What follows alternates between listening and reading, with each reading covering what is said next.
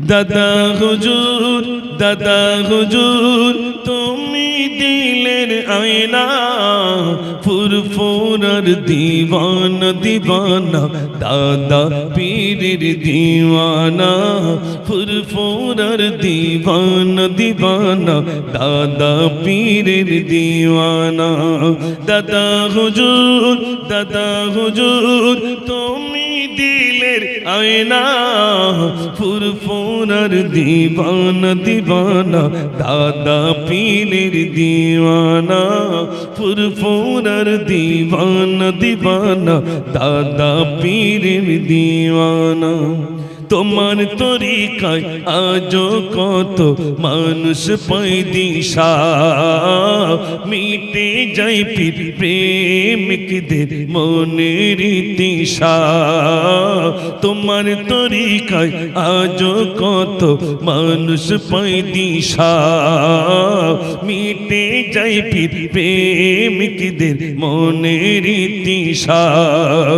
তোমারও জাতি, তোমারও জাতি পাই গো ময়রা সন্তনা, ফুরফুরার দিওয়ানা দিওয়ানা, দাদা পীরের দিওয়ানা, ফুরফুরা দিওয়ানা দিওয়ানা, দাদা পীরের দিওয়ানা। দাদা হুজুর, দাদা হুজুর, তুমি দিলে আয়না, ফুরফুরার দিওয়ানা দিওয়ানা, দাদা পীরের দিওয়ানা। পাঁচ হুজুর আর পীর জাদাদের জানাই মোরা সালাম, তোমাদের ওই প্রেমে মোরা লিখে যাই শত কালাম। পাঁচ হুজুর আর পীর জাদাদের জানাই মোরা সালাম, তোমাদের ওই প্রেমে মোরা লিখে যাই ওই কালাম। ফুরফুরাকে, ফুরফুরাকে আমরা কবু ভুলবো না, ফুরফুরার দিওয়ানা দিওয়ানা, দাদা পীরের দিওয়ানা, ফুরফুরা দিওয়ানা দিওয়ানা, দাদা পীরের দিওয়ানা। নারে তাকবীর। কুল লাউ কানাল বাহরু মিদাদান লিকালিমাতি রাব্বি লানাফিদাল বাহরু ক্বাবলা আন تنفد كلمات ربي ولو جئنا بمثله مددا।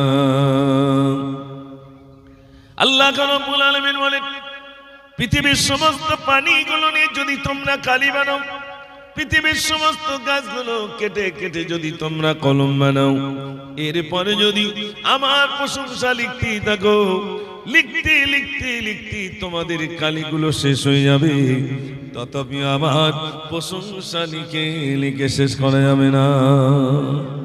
জোরে হবে না? আল্লাহ শুকরিয়া আদায় করে শেষ করতে পারবো না। আল্লাহ রাব্বুল আলামিন আবার বলেন, সাত সমুদ্রের পানিগুলো যদি তোমরা ডবল বানাও, পৃথিবীতে কটা সমুদ্র ভাই? আর ছোটবেলায় কি পড়েছেন? সাথে সমুদ্র, তোমার কটা? সাতটা। পৃথিবীতে সাতটা সমুদ্র, ওটাকে যদি ডবল বানানো যায় কটা হবে? 14টা।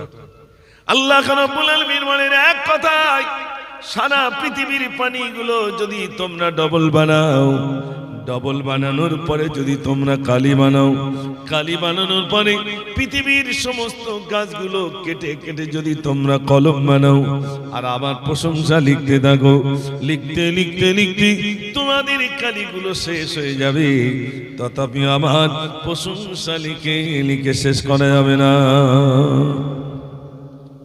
আল্লাহ শুকরিয়া আদায় করে শেষ করে। এই যে হাওয়া বইছে, দুনিয়া এরকম হাওয়া কেউ দিতে পারবে? জোরে বলেন।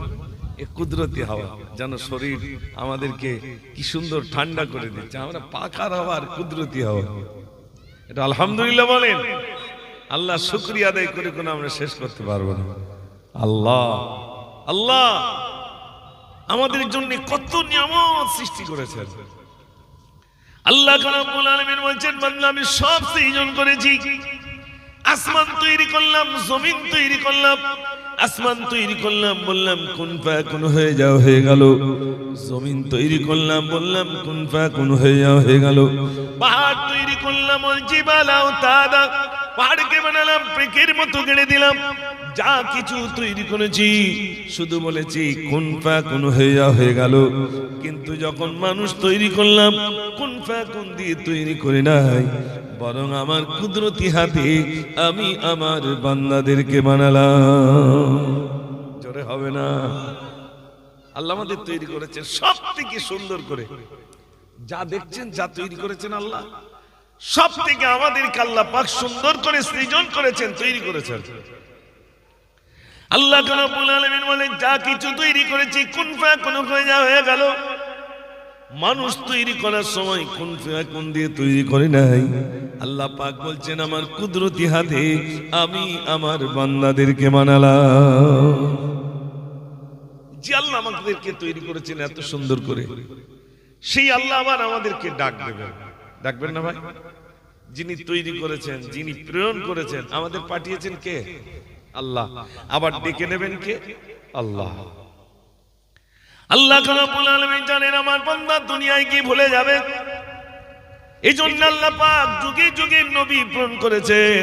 আদম নবী থেকে নিয়ে পর্যন্ত অগণিত নবী রাসূল আল্লাহ প্রেরণ করেছেন। নবীরা মানুষদের কাছে নসিহত করেছেন, ইয়া আইয়ুহান নাস, হে মানুষ সকলেরা, কুলু লা ইলাহা ইল্লাল্লাহ তুফলিহুন, তোমরা বলো আল্লাহ ছাড়া কোনো মাবুদ নাই। যত নবী এসেছেন মানুষের কাছে নসিহত করেছেন, ইয়া আইয়ুহান নাস, হে মানুষ সকলেরা। নবীগণ মানুষদের কাছে নসিহত করেছেন। ভাইরা আমার, সকল নবী মানুষের কাছে বলেছেন লা ইলাহা ইল্লাল্লাহ। আদম নবী বলেছেন আদম শফিউল্লাহ। ইব্রাহিম নবী বললেন লা ইলাহা ইল্লাল্লাহ, ইব্রাহিম খলিলুল্লাহ। মুসা নবী বলেছেন লা ইলাহা ইল্লাল্লাহ, মুসা কালিমুল্লাহ। আমার আপনার নবী বলেছেন লা ইলাহা ইল্লাল্লাহ, মুহাম্মাদুর রাসূলুল্লাহ সাল্লাল্লাহু আলাইহি সাল্লাম। তাহলে নবীগণ মানুষের কাছে নসিহত করেছেন। এই নসিহত 1-2 বছর নয়, 5 বছর 10 বছর নয়। শুধু নবী মানুষের কাছে নসিহত করেছেন, দাওয়াত দিয়েছেন 950 বছর ধরে। বলেছেন কত বছর? 950 বছর। ও ভাই, 950 বছর বলে বলে 950 বছর মানুষের কাছে বলেছেন। তোমরা বলো লা ইলাহা ইল্লাল্লাহ। কত বছর? 950 বছর। 950 বছর বলে বলে মাত্র 40 জন আল্লাহ বলনে वाला হয়েছে। কতজন? 40 জন আল্লাহ বলনে वाला হলো। নবী রাগ করে বলছেন, আল্লাহ 950 বছর ধরে তোমার বান্দাদের কাছে নসিহত করলাম, আর 40 জন আল্লাহ বলনে वाला হলো। মিলাদ করে ক বছর ভাই? 950 বছর। আর হেদায়েত হয়েছে কজন? 40 জন। আর সব ফিরে গেল, মানলো না। নবী রাগ করে বলছে, আল্লাহ আমি সহ্য করতে পারছি, ও সব তুমি শেষ করে দাও। আল্লাহ কি বোঝাচ্ছে দেখেন। আল্লাহ রাব্বুল আলামিন বলেন, নূহ, হে নূহ, তুমি মাটি দিয়ে কিছু পাত্র বানাও। নবী বললেন, আল্লাহ কতগুলো পাত্র বানাবো? আমার আল্লাহ বলেন, অগণিত মাটির পাত্র বানাও। অগণিত মাটির পাত্র বানানো হয়ে গেল। আল্লাহ এবার কি করব? আমার আল্লাহ বলেন, মাটির পাত্রগুলো তুমি রোদে তাপে শুকনো করো। সবগুলো শুকনো করা হয়ে গেল। আল্লাহ এবার কি করব?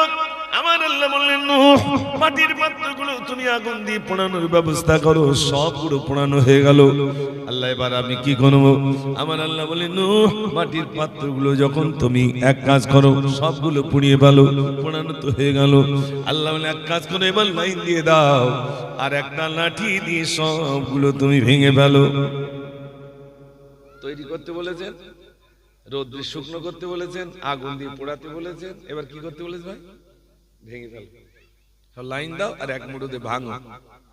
নবী বলছে, আল্লাহ এত কষ্ট করে তৈরি করলাম, রোদ্রে শুকনো করেছি, আবার একটা মাটির জিনিস তৈরি করতে তো একটা সময় যায় না, যায় না ভাই? রোদ্রে শুকনো করলাম, পোড়ালাম, আবার ভাঙবোর প্রতি তো একটা মায়া এসে গেছে। আপনি একটা শখ করে ঘর করেছেন, ভাঙতে কষ্ট হবে না? হবে না? কষ্ট হবে না? তা নবীর আল্লাহ বললেন তুমি মাটির পাত্র বানাও, মাটির পাত্র বানিয়েছে। এবার আল্লাহ আবার কি বলছে, ভেঙে ফেলো। নবী ওর উত্তর দিচ্ছে আল্লাহর কাছে। নবী বললেন আল্লাহ এত কষ্ট করে বানালাম, মাটির পাত্র বানালাম, রোদ্রি তাপে শুকনো করলাম, আগুন দিয়ে পোড়ালাম, আল্লাহ এগুলো তো ভাঙতে আমার কষ্ট হয়। আমার আল্লাহ বললেন নূহ, মাটির পাত্রগুলো যদি তোমার ভাঙতে কষ্ট হয়, এই মাটির পাত্রটা তুমি বানিয়েছো বলে ওই মাটির পাত্রের প্রতি তোমার মহব্বত এসে গেল, ওটা ভাঙতে কষ্ট হয়। এ আমার নূহ ভালো ভালো, এই মানুষ থেকে বানালাম আমি তো মহব্বত করে আমার বান্দাদেরকে তৈরি করলাম, তাহলে বলো ওই মাটির পাত্রগুলো যদি তোমার ভাঙতে এত কষ্ট হয়, আমার বান্দাদিগের মেরে দিতে কি আমি রব্বুল আলামিন আমার কষ্ট হবে না? জোরে হবে না? ওটা যদি তোমার ভাঙতে কষ্ট হয়, আমার বান্দাদেরকে মেরে দিতে আমার কষ্ট হয়। কষ্ট দিতে আল্লাহ আমার বান্দাদেরকেও কষ্ট দিতে আমার কষ্ট হয়। জোরে বলবেন না সুবহানাল্লাহ? আল্লাহ কত দয়াবান। এক্ষুনি দেখেন আপনি ভেবিয়ায় ওই ওটা কি বলে মোটটার নাম না খড়মপুর না, আপনাদের দক্ষিণ ভেবি ওদিক যাওয়া হয়তো, আবার এদিকে খড়মপুর যাওয়া হয়, দুদিকে আপনাদের বাজার। কোন কি একটু অন্যায় করেছে ভিডিও করে নেবেন না সোশ্যাল মিডিয়ায় ছেড়ে দেয়, দেখ এই লোকটা এই করেছে এই করেছে এই করেছে। আর সত্য কথা বলেন, আমরা তো এত অন্যায় করি, আল্লাহ কোনদিন মানুষের দেখিয়ে দিয়েছে যে ও এই করেছে? আমি যে অন্যায় করি, আল্লাহ যদি এখন এই কাপড়ে দেখাতে পারেন না এখান থেকে যেমন রিলে হয়ে অন্য জায়গায় দেখাচ্ছে না, আল্লাহ দেখাতে পারে না? তখন আপনারা বললেন ও ভাই তুমি নিচে লাও, আমি বলবো কেন? বল তোমার সব পিছনে দেখা যাচ্ছে। আল্লাহ বলছে আমি তা করি না আমার হাবিবের খাতিরে। একটু জোরে বলুন না সুবহানাল্লাহ। আল্লাহ বলছেন আমি তা করি না, আমি গোপন রেখে দিই। আমার বান্দা কখন আমাকে ডাকবে, যেই না আমাকে ডাকে আমি আল্লাহ আমার বান্দার ডাকে সাড়া দিয়ে দিই। একটু জোরে বলুন না সুবহানাল্লাহ। এই জন্য আমি আলোচনায় প্রারম্ভে আর একবার একটু আওয়াজ দেখতে চাই। এই যে কজন আছেন একবার তাকবীর দেন তো, নারে তাকবীর, সবাই মিলে দেন নারে তাকবীর। মাশাআল্লাহ আমার ভাইরা, আল্লাহ রাব্বুল আলামিন। আমি তো অনেক সময় এই গজলগুলো বলি, অনেক জায়গায় বলি, মাঝে মাঝে বসো ভাই, তো বসো, না বসলে কি করবে, বসো। আল্লাহ তোমায় আমি ভুলেছি তোমার ওই ঘর, জানি আমি মরিলে আসবে সজন, সবাই সেদিন হবে পার। আল্লাহ তোমায় আমি ভুলেছি তোমার ওই ঘর। আমাদের একটা রোগ আছে কি জানেন, ডাক্তারখানায় কি খুব ছটফট করে, ডাক্তার অবস্থা খুব খারাপ, তাড়াতাড়ি দেখো তাড়াতাড়ি দেখো। ডাক্তারের কাছে নিয়ে গেছিলাম, সঙ্গে সঙ্গে রোগ সেরে যাবে, তাই তো লাগবে? আল্লাহ না সারালে সারবে, কিন্তু ডাক্তার চেষ্টা তো করবে। কি চেষ্টা? তার সময় দিতে হবে, সেলাইন দেবে, তারপরে ইনজেকশন মাঝে মাঝে পুশ করবে, তারপরে আবার সময় দিতে বলবে ভাই 72 ঘন্টা ছাড়া এই রোগী উঠ পারবে না, এটা দেবে না দেবে। আমি একটা ডাক্তার সঙ্গে উঠেছি, এখন সেলাইন যদি খুব জোরে দেই তা রক্ত ওজন উঠবে না, আস্তে আস্তে দিতে হবে তো। কিন্তু আমাদের রোগী খুব ছটফট করে, তাড়াতাড়ি ভাই তাড়াতাড়ি ভাই। তার মানে তুমি তাড়াতাড়ি গজল বলা শুরু করো। আরে বলবো তো, আগে লিখটা সারাই করলে না তো হাওয়াটা দেবো কি করে, তাই তো নাকি? আলোচনা তো হবেই, তারপরে তো শোনাবো ইনশাআল্লাহ, শোনাবো। কেন শোনাবো না? এসেছি আর আসবো, আবার আল্লাহ কবে আনবেন? একবার তাকবীর জোরে হবে না? নারে তাকবীর। ইলেকশন তো গলা একটু জাম হবে, যেহেতু সব চেঁচিয়ে গলা সব বসে যাচ্ছে, স্বাভাবিক। আল্লাহর নামটা আর একটু জোরে হবে না? নারে তাকবীর। আমি আজকে গজল লিখেছি এই আল্লাহকে কেন্দ্র করে। এই ভোলা মন শুনবে কখন স্রষ্টার হুকুম, সব সকল সৃষ্টি তাসবিহ জপে, সৃষ্টি জাগার সব এই বলা মন শুনবে কখন স্রষ্টার হুকুম সব সকল সৃষ্টি তসবিহ জপে সৃষ্টি জাগার সব তুমি কি ভেবেছো কার ইশারায় এসেছো দুনিয়াতে নাপাক পানিতে করেছে তোমায় তাগর হুকুমাতে মানবে হুকুমত পাইবে গুনাজাত শান্তি পাবি দুনিয়াতে বলো আল্লাহ বলো আল্লাহ বলো আল্লাহু আল্লাহ বলো আল্লাহ বলো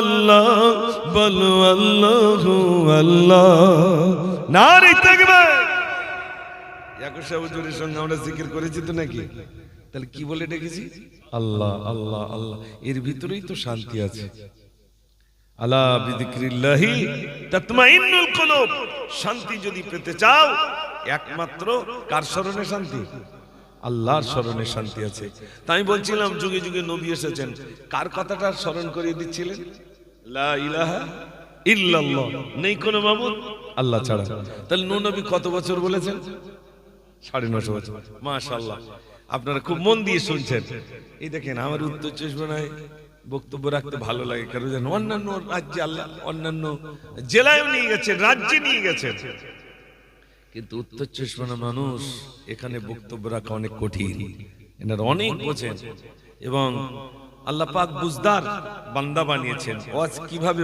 মানুষ করে একবার যদি বসিরহাটের জমিনে বিশেষ করে আমাদের এই উত্তর 24 যদি কোনো বক্তা বক্তব্য রাখে একবার শেখে তার আর কোনো অসুবিধা হবে না অন্যান্য রাজ্যে আর তার কোনো টেনশন নেই এখান থেকে বহুত কিছু মানে ঝালাই করিনি এটা হলো আল্লামা হুজুরের দেশ একটু জোরে বলুন না সুবহানাল্লাহ কার দেশ এটা আল্লামা হুজুরের আল্লামা হিন্দ আল্লামা রুহুল আমিন শাহ রাহমাতুল্লাহ আলাইহি জেলায় শুয়েছেন যিনি একটা দুটো কিতাব লেখেননি 150 অধিক কিতাব লিখে জাতির জন্য উপহার দিয়ে গেছেন আর বলেছেন আমি রুহুল আমিন ওই বাড়িতে রয়েছি যে বাড়িতে আমার কিতাব রয়েছে জোরে বলবেন না সুবহানাল্লাহ আমরা সিলসিলা ফুরফুরা মতাদর্শের মানুষ তানাকে নিয়ে কতটা গবেষণা করেছি দেওবন্দি বড় বড় আলেমরা গবেষণা করেছেন আর বলছেন আল্লামা হুজুরের মতো মানুষ আজও বাংলায় জন্ম নেননি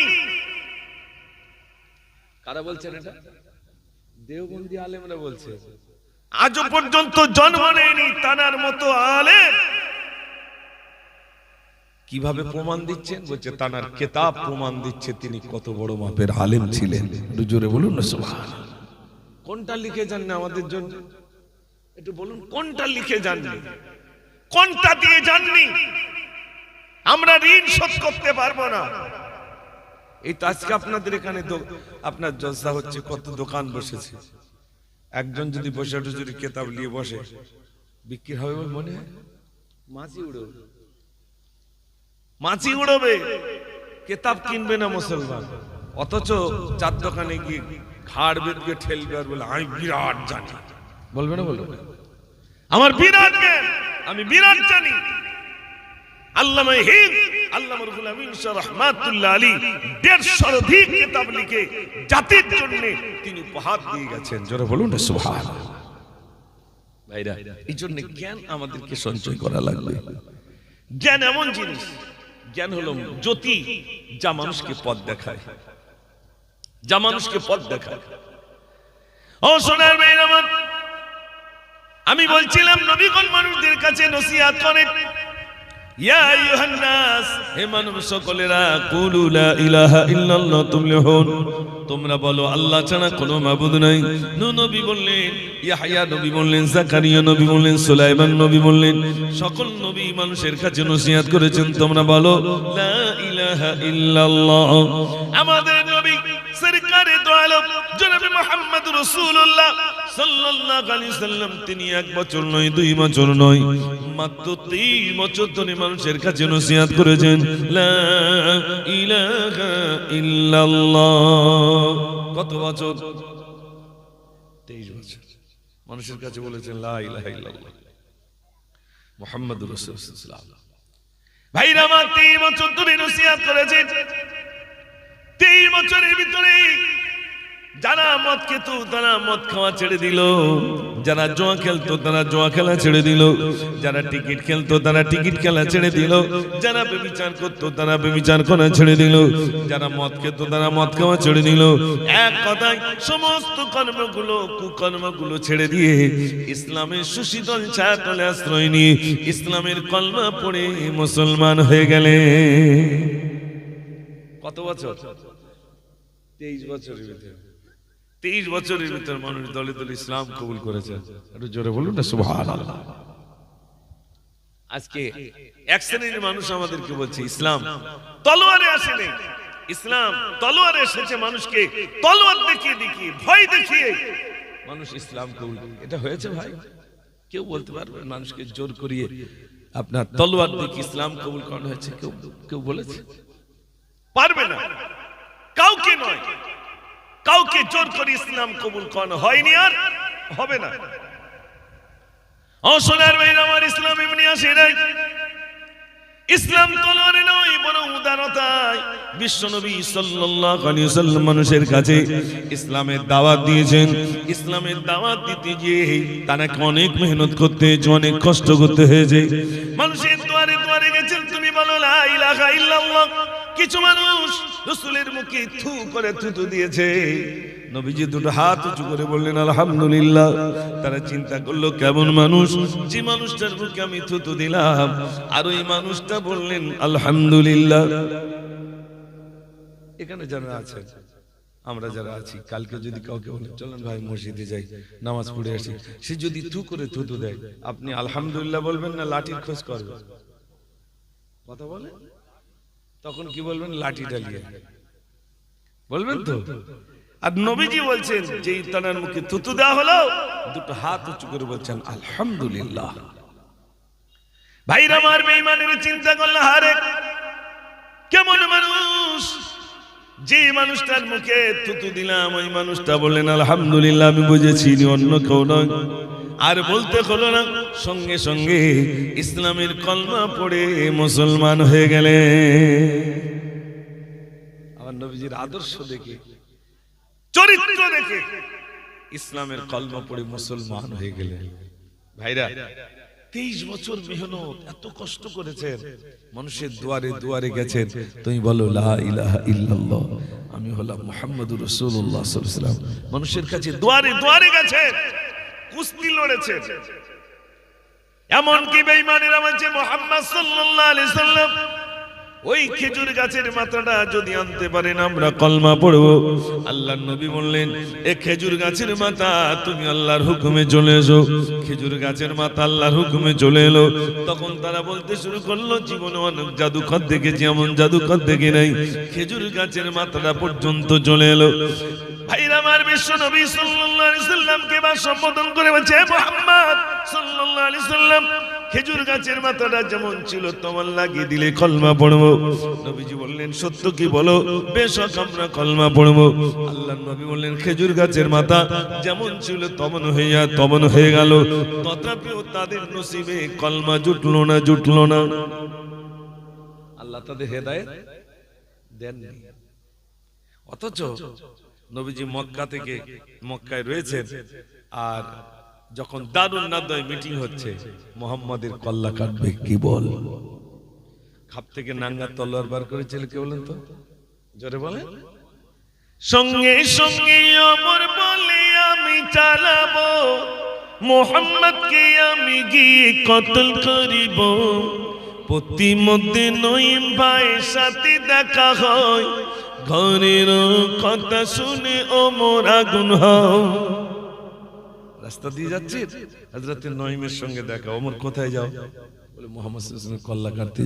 ছি ছাগল চানা ধরতে না, ওই আবার ধরতে পারবো না। ছাগল চানা ধরতে গেলেন, ধরতে পারলেন না। তলোয়ার নিয়ে চাই নাই, তুমি বুঝি ইসলাম কবুল করেছো? আমাকে শাসন করছো? তুমি বাড়িতে গিয়ে দেখো তোমার বোন ফাতেমা আর তোমার দুলাভাই সাঈদ দুজনই ইসলামের কলমা পড়ে মুসলমান হয়ে গেছে। জোরে হবে না? ওমর বলছেন আমার বোন বোনে কলমা পড়েছে, তার মানে আগে ওইটা সাইজ করে আসি, দাঁড়া। তলোয়ার নিয়ে ছুটে গিয়ে ফাতেমার ঘরে তলোয়ার নিয়ে ছুটে গিয়ে ফাতেমার ঘরে, দেখে তারা দুজনই কোরআন পড়ে। ওমর গিয়ে বেতরক মেরে মেরে যায়, ওমর গিয়ে বেতরক মেরে মেরে যায়। বোন বলছে, ভাই তুমি যতই মারো নবী ভুলি না। জোরে বলুন না সুবহানাল্লাহ। মেরে মেরে শেষ করে দিল। ইসলামের কলমা ভুলছি না, ভুলবো না, বলছি না, ভুলবো না। বোন পেটাই, বোনকে পেটাই করছে, পেটাই করতে করতে করতে একটু শান্ত হয়েছে। বোন বলছে, ভাই তুমি কি, ভাই বলছে, বোন তুমি কি পড়ছিলে বলো না। আমি যা পড়ছিলাম আগে পবিত্রতা অর্জন করতে হবে, তারপর পড়তে হবে। কোরআনে কারিমের আয়াতে কারিমা যে দেখালেন ওমর পাগল হয়ে গেলেন। কোথায় আমার নবী, সেখানে যাব। যে কল্লা কাটতে যাচ্ছে সে এখন কার খোঁজে ছুটছে? নবীজির খোঁজে ছুটছে। ভাইরা আমার পাগলের মতো ছুটছে। পাহাড় চূড়ায় হযরতে হামজা রাদিয়াল্লাহু তাআলা পাহারা দিচ্ছেন আর বলছেন, ইয়া রাসূলুল্লাহ, ওই ওমর আসে। ওমর যদি আপনার সঙ্গে সৎ ব্যবহার করে আমি ছেড়ে দেব, আর অসৎ ব্যবহার করলে আমি হামজা ওমরের কল্লা কেটে দেব। ইয়া রাসূলুল্লাহ, ওমর আসে, আমি আগে ওমরের সামনে চলে যাব, ওমরের তলোয়ারে আমি শহীদ হয়ে যাব। দ্বিতীয় জন ওমরকে ধরে নেবে। দ্বিতীয় জন যখন যাবে, ওমর যদি তাকে মেরে দেয়, তৃতীয় জন সামনে চলে যাবে। ইয়া রাসূলুল্লাহ, আমরা আগে আপনাকে যেতে দেব না, যেতে দেব না। যে ওমর যে রাস্তায় যায়, ওই রাস্তায় কে যায় না বলেন? শয়তান যায় না। ওমরের মতো রাগী মানুষ। ওই ওমর আসছে তলোয়ার নিয়ে। আল্লাহর নবী বলেন, ওরে ওমর সাহাবী, ওমর তলোয়ার নিয়ে আসছে, ওমরকে আসতে দাও, আসতে দাও। ওমর তলোয়ার নিয়ে আমার কল্লা কাটার জন্য আসবে না, বরং তার কল্লাটা আমার কদমে ছুপে দেবে। জোরে বলুন, কি কল্লা কাটবো? আসতে দাও, আমার সামনে আসতে দাও। ও সোনার মেয়ে আমার, ওমরের মতো মানুষ যে ওমর আল্লাহর নবীর কল্লা কাটার জন্য গিয়ে যাচ্ছিল, ওদিকে আবু জেহেল, আবু লাহাব, উতবা, শাইবা সবাই মিটিং করছিল, কখন ওমর কল্লা নিয়ে নেবে, কখন ওমর কল্লা নিয়ে নেবে। ওমরের মতো মানুষ, ও সোনার মেয়েরা, আল্লাহর নবী সাল্লাল্লাহু আলাইহি ওয়াসাল্লামের হাতে হাত দিলেন। ইয়া রাসূলুল্লাহ, বেয়াদবি মাফ করুন, বেয়াদবি মাফ করুন ইয়া রাসূলুল্লাহ, আপনার কল্লা কাটার জন্য আমি এসেছিলাম। ইয়া রাসূলুল্লাহ, বেয়াদবি মাফ করুন, বেয়াদবি মাফ করুন, আমার ভুলে আমাকে ক্ষমা করে দেন, আমাকে ইসলামের কলমা পড়িয়ে দেন। হযরত ওমর ফারুক রাদিয়াল্লাহু তাআলা ইসলামের কলমা পড়িয়ে নিলেন। আল্লাহর নবীকে বললেন, রাসূলুল্লাহ, আমি চুপচাপ থাকা বন্ধ নই, চুপচাপ থাকা বন্ধ নই, আমি নারাই তাকবীর দিতে দিতে যাব। আবু জেহেল দেখুক, আবু লাহাব দেখুক, উতবা দেখুক, শাইবা দেখুক, আমি ইসলামের কলমা পড়ে মুসলমান হয়ে গেলাম। আমি চুপটি করে থাকা বন্ধ নই, আমি তাকবীর দিতে দিতে যাব। বেঈমানেরা দেখুক, আমি ওমর ইসলামের কলমা পড়ে মুসলমান হয়ে গেলাম। জোরে হবে না? বেঈমানেরা দেখুক, আমি ওমর ইসলামের কলমা পড়ে নিলাম। ও সোনার মেয়েরা আমার, হযরত ওমর ফারুক রাদিয়াল্লাহু তাআলা ইসলাম কবুল করে নিলেন। আল্লাহর নবী সাল্লাল্লাহু আলাইহি ওয়াসাল্লাম বলেছিলেন, আল্লাহর কাছে দোয়া করেছিলেন, আল্লাহ ইসলামের জন্য ভাই আবু জেহেল নইল ওমরকে, দুজনের একজনকে আল্লাহ তুমি ইসলামের ছায়াতলে আনো। আল্লাহর নবীর দোয়া আল্লাহ কবুল করলেন। ভাই আমার ওমরের মতো মানুষ ইসলামের ছায়াতলে আসলেন বটে, কিন্তু আল্লাহ পাক এত মর্যাদা দিয়েছেন, এত মর্যাদা দিয়েছেন যে ওমর আমার নবীর কল্লা কাটার জন্য এসেছিলেন। সেই ওমর আমার নবী পাকের পাশে শোয়ার সৌভাগ্য অর্জন করেছে। জোরে হবে না?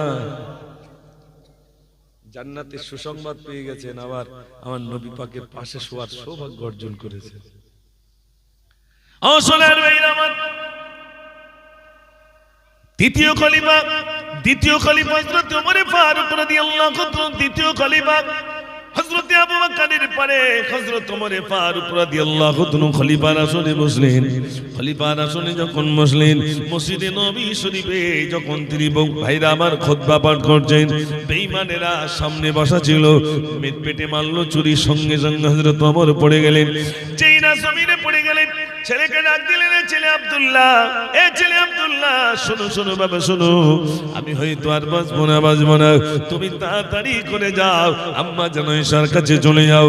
আম্মা জান আয়েশা যদি তার নির্বাচিত জায়গাটা আমাকে দেন, আমি ওমর আল্লাহর নবীর পাশে একটু শুতে পারবো, তুমি চলে যাও। ছেলে চলে গেলেন ছুটে ছুটে। ভাইরা আমার, আম্মা জান আয়েশা দরজার সামনে চলে গেলেন। আম্মা জান, আল্লাহর নবী সাল্লাল্লাহু আলাইহি ওয়াসাল্লামের পরম সাহাবা, মুহাব্বতের সাহাবা, আমার আম্মা জান হযরতে ওমর ফারুক রাদিয়াল্লাহু তাআলা, তিনি বিদায় হয়ে গেছেন, হয়তো তিনি শহীদ হয়ে যাবেন।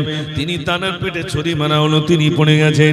তিনি আমাকে পাঠিয়ে দিয়েছেন, আপনার নির্বাচিত জায়গাটা যদি আমার আব্বাকে দান করেন, তাহলে আমার আব্বা আল্লাহর নবীর পাশে একটু শুতে পারবে। আম্মা জান আয়েশা বললেন, এ বাবা ছেলে, তুমি যাও, তোমার আব্বাকে গিয়ে বলো আমার নির্বাচিত জায়গাটা না আমার জন্য রাখলাম না, বরং তোমার আব্বার জন্য আমার জায়গাটা আমি হাদিয়া দিয়ে দিলাম, আমার জন্য রাখলাম না, দিয়ে দিলাম। হযরত ওমরের কাছে এসে বললেন, আব্বা আম্মা জান দিয়ে দিয়েছেন। হযরত ওমর বললেন, না না না না, আমি জীবিত রয়েছি জন্য হয়তো আমার সম্মানার্থে এমন কাজ করেছে।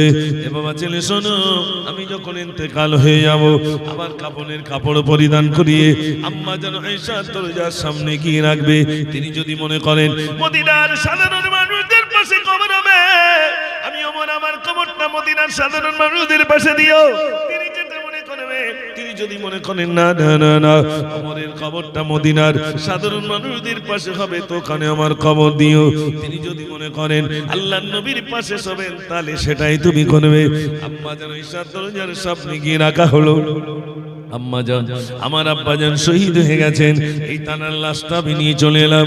ভাইরা আমার, আম্মা জান আয়েশা বললেন, এ বাবা ছেলে আব্দুল্লাহ শোনো, তোমার আব্বা জান ভাগ্যবান, তোমার আব্বা জান সৌভাগ্যবান, আমার জায়গাটা আমার জন্য রাখলাম না, আমি তোমার আব্বার জন্য আমার জায়গাটা আমি হাদিয়া দিয়ে দিলাম। জোরে হবে না? একটু তাকবীর দেন দেখি, নারে তাকবীর, আরো জোরে দেন নারে তাকবীর। কি এমন কাজ করেছেন, নবী পাকের পাশে শোয়ার সৌভাগ্য অর্জন করেছেন। ভাইরা, যিনি কল্লা কাটতে যাচ্ছিলেন, জীবন পরিবর্তন করে আমার রাসূলের পাশে শোয়ার সৌভাগ্য অর্জন করেছেন, জান্নাতে সুসংবাদ পেয়ে গেছেন দুনিয়ায়। একটু জোরে বলুন না সুবহানাল্লাহ। ও সোনার ভাইরা, যে ওমর ফারুক রাদিয়াল্লাহু তাআলা ঈদের দিনে কন্দন করছেন, সবাই বলছেন আমিরুল মুমিনিন, ঈদের দিনে কেন এত কাঁদেন? সবাই আনন্দ করেন, আজ ঈদের দিন, খুশির দিন, আপনি কেন কাঁদেন? হযরত ওমর বললেন, বাবা, হযরত ওমর বললেন, আল্লাহর নবী সাল্লাল্লাহু আলাইহি সাল্লাম বলেছেন। ভাইরা আবার তিনি বললেন, আল্লাহর নবী সাল্লাল্লাহু আলাইহি সাল্লাম বলেছেন, যে ব্যক্তি রমজান পেল অথচ গুনাহ খাতা মার্জনা হলো না, ওই ব্যক্তি ধ্বংস হয়ে যাক। আমি আমার রমজান পেলাম, আমার জীবনের গুনাহ খাতা ক্ষমা হয়েছে কি আমি জানি না। যদি গুনাহ খাতা ক্ষমা হয়ে যায় তাহলে তো আমার আনন্দ, আর গুনাহ খাতা যদি ক্ষমা না হয় তাহলে কিসের আনন্দ?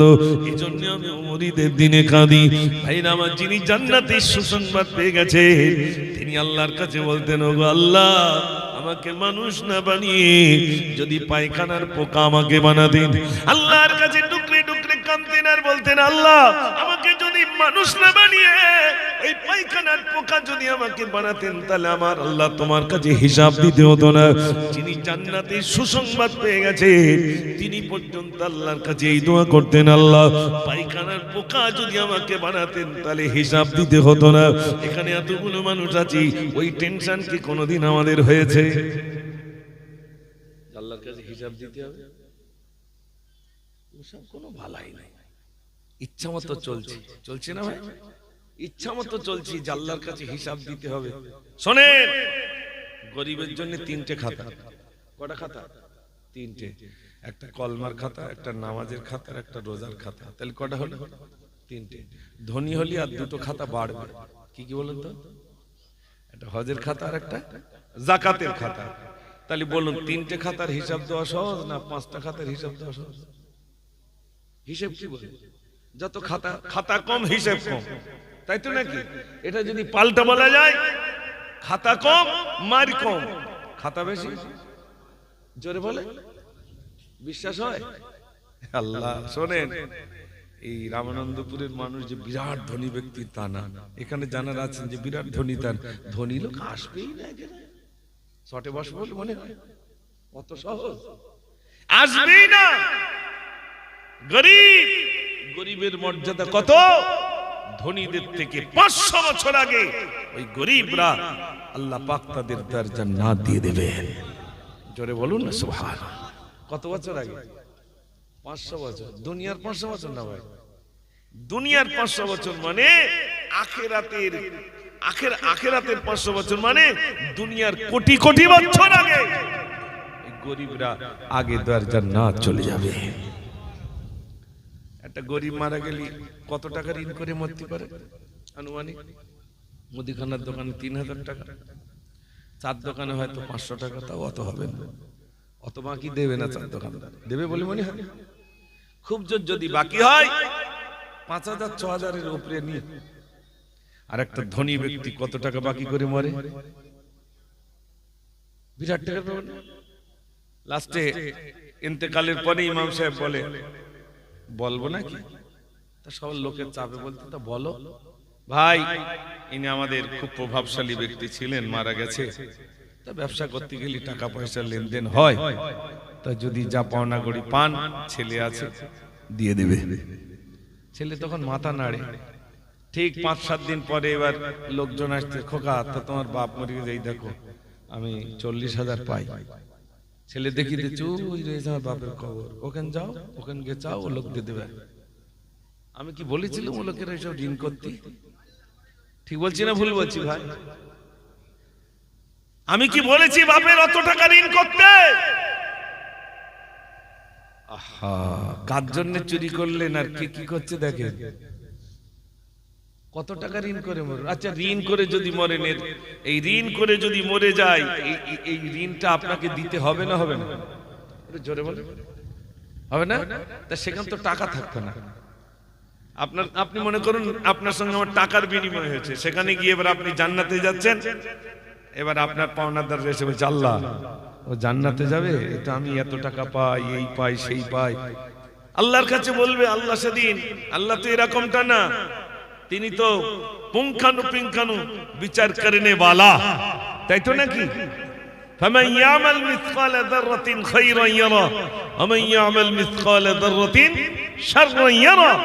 যাররা পরিমাণ ভালো কাজ করলে আল্লাহ সেটাও তুলে ধরবেন, যাররা পরিমাণ খারাপ কাজ করলে সেটাও তুলে ধরবেন। যাররা মানে বোঝেন? হ্যাঁ, শস্যে, সেটা পরে বোঝাবো। তা সামান্য পরিমাণ যদি ভালো কাজ করেন সেটাও আল্লাহ তুলে ধরবেন। সেই আল্লাহ পাক সেদিন আমাদেরকে বদলা দিয়ে দেবেন। ভাইরা ও সোনার ভাইরা আমার, আল্লাহ পাক সেদিন কাহার হয়ে যাবেন। আল্লাহ পাক সেদিন রেগে যাবেন আর বলবেন, কে আছো রাজত্বের মালিক?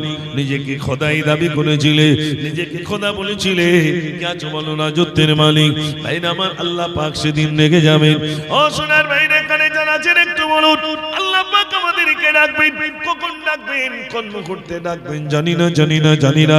হযরত ওমর ফারুক রাদিয়াল্লাহু তাআলা নিজের জীবন পরিবর্তন করেছেন। ভাইরা আমার, এমন জীবন পরিবর্তন করেছেন, দেখা গেল এমন জীবন তিনি পরিবর্তন করেছেন। ভাইরা আমার, আল্লাহর নবী সাল্লাল্লাহু আলাইহি সাল্লামের পাশে শোয়ার সৌভাগ্য আল্লাহ তার নসিবে দিয়েছেন। এমন কি জান্নাতের সুসংবাদ আল্লাহ রব্বুল আলামিন তাকে দিয়ে দিয়েছেন। ও সোনার ভাইরা শোনেন, আজ আমরা এখানে অনেকেই রয়েছি, আমি বোঝানোর জন্য একটা ছোট্ট দৃষ্টান্ত দিই। আমরা অনেকেই স্বপ্ন দেখি না। আল্লাহর একজন বান্দা স্বপ্ন দেখছেন, গভীর রাতে স্বপ্ন দেখছেন একটা বাঘ তাকে তাড়া করে নিয়ে আসে। বাঘের তাড়ায় ছুটতে বেশ কিছু দূর চলে এলেন, সামনে দেখছে বাঘ তাড়া করছে, ছোটা পালাবার কোনো জায়গা পায় না। ছুটে গিয়ে দেখছে একটা দড়ি ঝুলছে, তাড়াতাড়ি করে দড়িটা ধরলেন। দড়িটা ধরে কি করলেন, দেখলেন নিচে একটা বিরাট গর্ত। ওই দড়িটা ঢিলা দিয়ে গর্তের দিকে লুকাতে শুরু করলেন। ভাইরা আমার গর্তের ভিতরে ঝুলে রইল। এমন সময় নিচের দিকে তাকিয়ে দেখে বড় বড় সাপ পোকামাকড়, সাপ পোকামাকড় যে বাঘটা তাড়া করছিল ওই বাঘটা গর্তের সামনে এসে বসে রইল। একদিকে বাঘ, উপরে বাঘ, আর নিচেই রইল সাপ। ভাইরা আমার দড়িটাই ঝুলে রইল। সামনের দিকে তাকায়, কুয়ার ভিতরে একটা জায়গায় সুন্দর একটা মৌচাক রইল। ওই মৌচাকে শুধু মধু ভরা, মৌচাকে মধু ভরা। মনে মনে হচ্ছে মধু খায়, দড়িতে ঝুলে রয়েছে, উপরে বাঘ নিচে সাপ। মনে মনে হচ্ছে আমি একটু মধু খাই। এমন সময় তাকিয়ে দেখে যে দড়িটায় ঝুলে রইলাম ওই দড়িটা কাটার জন্য দুটো ইঁদুর চলে এলো। একটা সাদা ইঁদুর আর একটা কালো ইঁদুর। সাদা ইঁদুর কুরকুর করে দড়ি কাটে, আবার সাদা ইঁদুরের কাটা শেষ হলে আবার কালো ইঁদুর এসে কাটে। ভাইরা মানে এমন সময় কাটতে কাটতে কাটতে কাটতে যেই না দড়িটা কেটে মারো, আর ওই মানুষটা যে ওই নিচের দিকে পড়ে যাবে আর তার ঘুমটা ভেঙে গেল। ভাইরা আমার জবরদস্ত আলিমের কাছে এসে বলছেন, হুজুর আমি স্বপ্ন দেখলাম। কি স্বপ্ন দেখেছো? বলছে একটা সাপ আমাকে একটা বাঘ আমাকে তাড়া করে নিয়ে আসছিল। বাঘের গায়ে ছুটতে ছুটতে সামনে গিয়ে দেখলাম একটা দড়ি ঝুলছে। ওই দড়িটা ধরলাম, নিচের দিকে যখন আমি লুকাতে শুরু করলাম দেখলাম বিরাট বড় একটা গর্ত, নিচের দিকে বড় বড় সাপ, উপরে বাঘ আর একটা মৌমাছির চাক আমি দেখলাম। তারপরে দুটো ইঁদুর দেখলাম, তারা আমার দড়ি কাটছে। দড়ি কি না কেটে দিল, আমি নিচেই পড়ে যাব, আমার ঘুমটা ভেঙে গেল। হুজুর বলুন বলুন কি স্বপ্ন আমি দেখেছিলাম? শুনছেন তো আমার আলোচনা? কষ্ট হচ্ছে না তো? মাশাআল্লাহ। তো হুজুর কি হবে এই স্বপ্নটার তাবিজ? হুজুর বললেন, বাবা শোনো, যে বাঘটা তাড়া করছিল ওটা বাঘ নয়, বাঘ নয়, ওটা হলো হযরতে আজরাইল। তোমার জান কবজ করার জন্য আসছিল। তুমি ছুটে গিয়ে একটা দড়ি ধরেছিলে, ওই দড়িটা অন্য কিছু নয়, ওটা হলো তোমার জীবন নামক দড়ি। তারপরে তুমি নিচের দিকে তাকিয়েছিলে, দেখছিলে বড় বড় সাপ পোকামাকড়, ওটা অন্য কিছু নয়, ওটা হলো তোমার কবর। আর তুমি বাম দিকে তাকিয়েছিলে, বিরাট বড় একটা মৌচাক, ওই মৌচাকটা অন্য কিছু নয়, তাতে শুধু মধু ভরা, ওটা অন্য কিছু নয় বাবা, ওটাই হলো দুনিয়া। দুনিয়াটা মধুর মতো। আর যে দড়িটাই ঝুলছিলে ওই দড়িটা কাটার জন্য যে দুটো ইঁদুর এসেছিল, একটা সাদা ইঁদুর আর একটা কালো ইঁদুর। সাদা ইঁদুর মানে হলো দিন, আর কালো ইঁদুর মানে হলো রাত। রাত যায় দিন আসে, দিন যায় রাত আসে। তোমার হায়াত নামক দড়িটা কুরকুর করে কাটে। যেই না কেটে গেল তোমার ঘুম ভেঙে গেল, মানে মৃত্যু হয়ে গেল। ও সোনার ভাইরা, এখানে আমরা জানাচ্ছি সত্য কথা বলুন, আমরা প্রত্যেকে কেউ না কেউ দড়িতে ঝুলছি। কেউ এরকম মোটা হতে পারে, কেউ এরকম মোটা হতে পারে, কেউ আবার এরকম মোটা হতে পারে। সবাই তো দড়িতে ঝুলছি। এবার সত্য কথা বলুন ভাইরা, ওই দড়িটা কাটার জন্য যে সাদা ইঁদুর আর কালো ইঁদুর আসে, এখন আমাদেরকে এখানে যারা আমরা আছি, সত্য কথা বলুন, ওই কালো ইঁদুর আর সাদা ইঁদুর আমাদের দড়ি কাটছে না, কাটছে না? জোরে বল। এই রাত এসেছে মানে কালো ইঁদুর এসে গেছে, ও কেটে দেশ খানি, তাই তো নাকি? আবার যে সকাল হবে কি আসবে? সাদা ইঁদুর মানে দিন, ওখানে আবার কাটবে। তা প্রত্যেক দিন তো দড়ি কাটছে, কার কথার বেঁধে রেখেছে খবর নেই বলো। ওর জন্য মনে হচ্ছে সব লোক। এই রামানন্দপুর মনে হচ্ছে সব একজনের দিলি তাও কলজে ভরবে বলে মনে হয়। সব ভরবে ভাই, এই নজর ভরে না, তাই তো নাকি? আল্লাহর নবী সাল্লাল্লাহু আলাইহি ওয়াসাল্লাম বলেছেন, কোন মানুষকে যদি 3টে সোনার পাহাড় দেওয়া হয়, 4টে সোনার পাহাড় আছে, তা 3টে যদি দিয়ে দেওয়া হয়, তারপর বলে আল্লাহ আরেকটা ওইটা দাও, 3টে লেও ভরলো না, ওই আরেকটা ওইটা দাও। আমরা এখানে যারা আছি সবার তো বয়স কম বেশি হয়েছে। একটা জিনিস বিরাট চাঙ্গা হয়, যত বয়স বাড়ে সে তত জন হয়। আমরা যেমন বয়স হচ্ছে, আমাদের চামড়া ঢিলা হবে, দাড়ির চুল পেকে যাচ্ছে, মাথার চুল পেকে যাচ্ছে, যাচ্ছে না ভাই? বয়স হচ্ছে মানে এগুলো হবে, দুর্বল হয়ে যাবে শরীর। একটা জিনিস চাঙ্গা হয়, কোনটা বলুন তো? আশা। ছোট ছেলেদার ঘন্না করি দেখ, পশ্চিম মুখে যাচ্ছি না, আল্লাহ বলে তার আগে উত্তর দক্ষিণ করে দিচ্ছি, টেনশন করিস না। উত্তর দক্ষিণ বোঝেন তো? একদম সোজা, তার আগে উত্তর দক্ষিণ করে দেবে। সোনার ভাইরা, মানুষের আশা জন হয়, এত জন হয় যে ইচ্ছা হয় এটা করবো, এটা করবো, এটা করবো, এটা করবো। ছোট ছেলেটার ঘর করতে হবে, না তো হবে না, সব হয়েছে, 3টে ছেলের ঘর করে দিই, ছোট ছেলেটা না করি তা যাচ্ছি না, এটা হয় না ভাই? তার মানে কি, আশা মানুষের অনেক অনেক। ওই ঘরের ধারে ওই 2 শতকটা যেভাবে হোক লিতেই হবে, টিপ দিয়ে হোক আর যেভাবে হোক ধরি বিধে একটু বুঝিয়ে বাজি লিতেই হবে, ওটা না নিলে আমার হবে না। 2-একজনের আছে না ভাই, ওই জমিটা আমার লিতেই হবে, না নিলে হবে না, যেভাবে হোক নেবে। যত আঁচড়াবেন, যত এরকম করবেন, রাখতে পারবেন না ভাই। পারবেন? জোরে বলে। কেউ রাখতে পেরেছে? বাদশা সেকেন্দার, বিরাট বড় বাদশা, তিনি শিষ্যদেরকে বলছে, শোনো, আমার ইন্তেকালের পরে কাফনের কাপড় থেকে 2টো হাত বার করে দেবে। ভাইরা আমার সবাই বললেন, হুজুর কাফনের কাপড় থেকে হাত 2টো কেন বার করব? তিনি বললেন, হাত 2টো জন্য বার করে দেবে, দুনিয়ার মানুষ দেখুক আমি বাদশা সেকেন্দার, আমার বিরাট নিকা বিরাট কিছু নইল, কিন্তু যাওয়ার সময় আমি খালি হাত নিয়ে যাই, দুনিয়ার মানুষ আমাকে দেখে শিক্ষা নিক। বাদশা সেকেন্দারের মতো মানুষ এত কিছু পার পরেও যদি খালি হাতে চলে যায়, আমাদেরকেও খালি হাতে যাওয়া লাগবে, দুনিয়ার মানুষ অন্তত আমাকে দেখে শিক্ষা নিক। ও সোনার ভাইরা একটুখানি বলুন, আজ নয় কাল আমার ইন্তেকাল হয়ে যাবে, কেউ তো সঙ্গে নিয়ে যেতে পারবে না, কিন্তু বলুন 1 ইঞ্চির জন্য মারপিট হয় না, হয় না?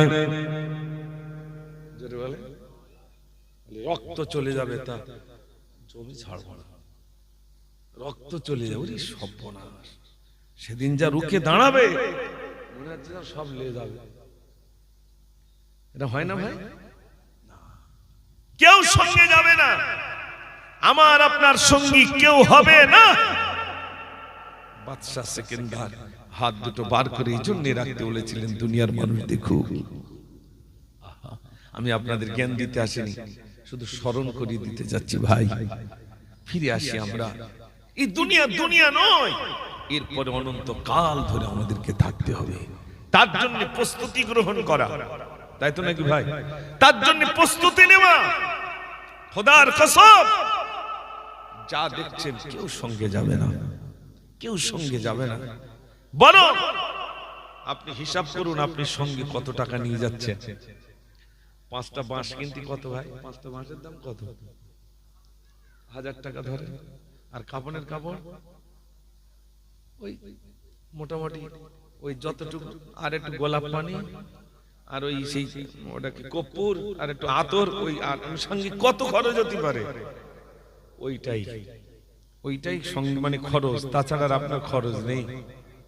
একবার ভাবুন তো ভাই, ওই চিন্তাটা একবার করে, ওই চিন্তা করছে বলে মনে হয় কবরস্থানে গিয়ে হাসছে, হি করে হাসছে, আর ভাবছে এই জায়গায় মনে আমার যেতে হবে না। কত চালাক! কবরস্থানে গিয়ে হাসছে আর ভাবছে এই কবরে বলছে আমি যাব না, ও জ্বর হয়েছিল তাই মরে গেছে, ওর ক্যান্সার হয়েছিল বলে তাই মরেছে, ও ডাক্তার দেখায়নি ঠিক মতো তাই মরেছে, আমার দেখি শরীরটা কেমন চাঙ্গা, বলে না ভাই? অমুক এই করেছে, ওই জন্য মরে। ভাই সে যা করেছে, সব আবার 2-1জন বলে আমার কষ্ট দিয়েছে, আল্লাহ একদম হাতে নাতে দেখিয়ে দেয়। কখনো এরকম বলবেন না যে আমাকে কষ্ট দিয়েছে বলে ওকে হাতে নাতে দেখিয়ে দিয়েছে, না। বিমার দেনেওয়ালা কে? জোরে বলেন। আচ্ছা সত্যি কথা বলবেন, যে অসুস্থ থাকে সে বেশি আল্লাহকে ডাকে, না যে সুস্থ থাকে সে বেশি আল্লাহকে ডাকে? দেখেছে না? সুস্থ থাকলে বেশি ডাকে না, অসুস্থ থাকলে উঠতে বসতো আল্লাহ। তাহলে মাজার যদি যন্ত্রণায় কার ডাকবে? আল্লাহ। এত যন্ত্রণা, তার মানে ঘন ঘন আল্লাহ। অসুস্থ হলেই আল্লাহ, আর সুস্থ হলে আল্লাহকে বেশি ডাকতে চায় না। এই জন্য আল্লাহ অসুস্থ করেন কেন? বান্দা আমাকে ডাকবে, আর আমার বান্দার ডাকে আমি আল্লাহ সাড়া দিয়ে দেবো। জোরে বলুন না সুবহানাল্লাহ। ও সোনার ভাইরা আমার, বিশ্বাস করুন, এই দুনিয়া নয়, এরপরে অনন্ত কাল ধরে আমাকে আপনাকে থাকা লাগবে। সেদিন আমার কেউ সঙ্গী হবে না, মরেই দেখেন কেউ আমার সঙ্গী আপনার সঙ্গী হবে না, চলে যাওয়া লাগবে, চলে যাওয়া লাগবে। ও ভাইরা আমার, রমজানের মতো একটা মাস চলে গেল, তারপরে আমাদের জীবনে পরিবর্তন এলো না জিলকদ ভাইরা আমার, এরপরে সওয়াল মাস চলে গেল, এরপরে এলো জিলকদ, আসছে আমার জিলহজ। মানুষ হজ পাকে যাচ্ছে না অলরেডি মানুষ যাতায়াত শুরু হয়ে গেল। ভাইরা আমার, হজ পাকে যাওয়ার জন্য তৈরি হয়ে গেল। ধনী ব্যক্তিদের জন্য হজ রইলা, তবে শুনে রাখে ভাইরা আমার আপনার হয়তো টাকা নাই, তবে আল্লাহ রাব্বুল আলামিন আমার আপনার জন্য উত্তম একটা জিনিস রেখেছেন। আপনি হজের সওয়াব কেমন করে পারবেন? ভাইরা আমার, বিরাট হজ করতে গেলে আপনার অনেক টাকা তো খরচ রইল। ও সোনার ভাইরা, হজের সওয়াব আপনি দুনিয়ায় পেয়ে যাবেন।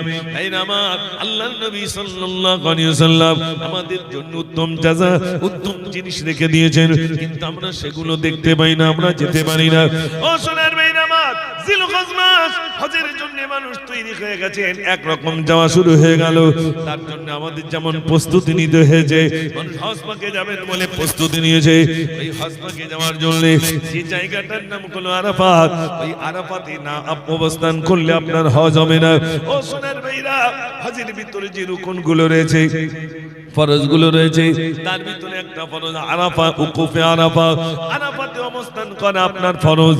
ভাইরা আমার, সেই আরাফাতে যখন মানুষ থাকে, আল্লাহর কাছে রোনাজারি করে আর কাঁদে আর বলে, আল্লাহ অনেক অন্যায় করেছে, আল্লাহ তুমি ক্ষমা করো। বিশ্বাস করুন, সন্তান মারা গেলে মানুষ এত কাঁদে না, বাপ মারা গেলে অত মানুষ কাঁদে না।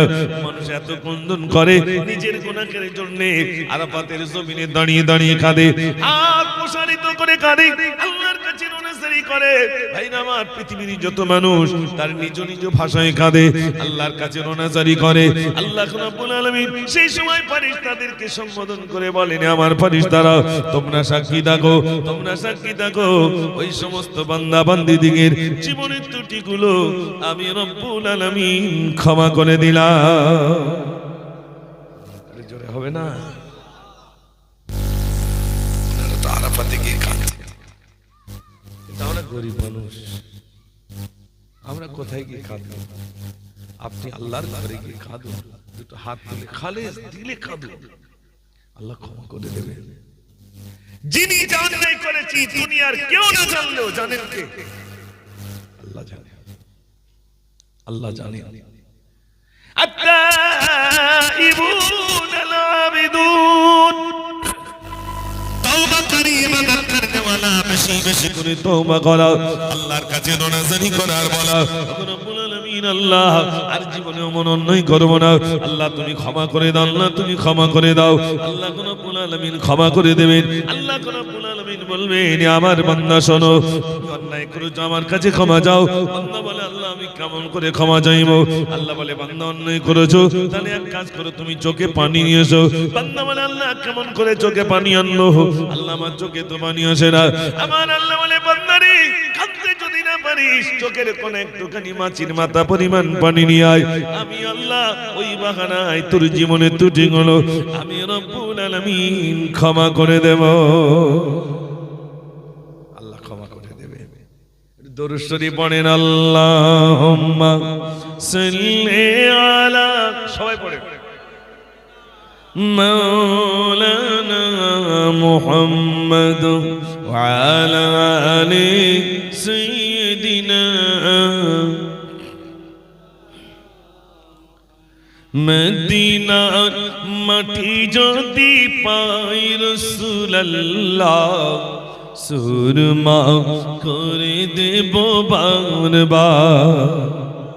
জোরে হবে না? মদিনার মাটি যদি পাই রাসূলুল্লাহ, সুরমা করে দেব বারবার।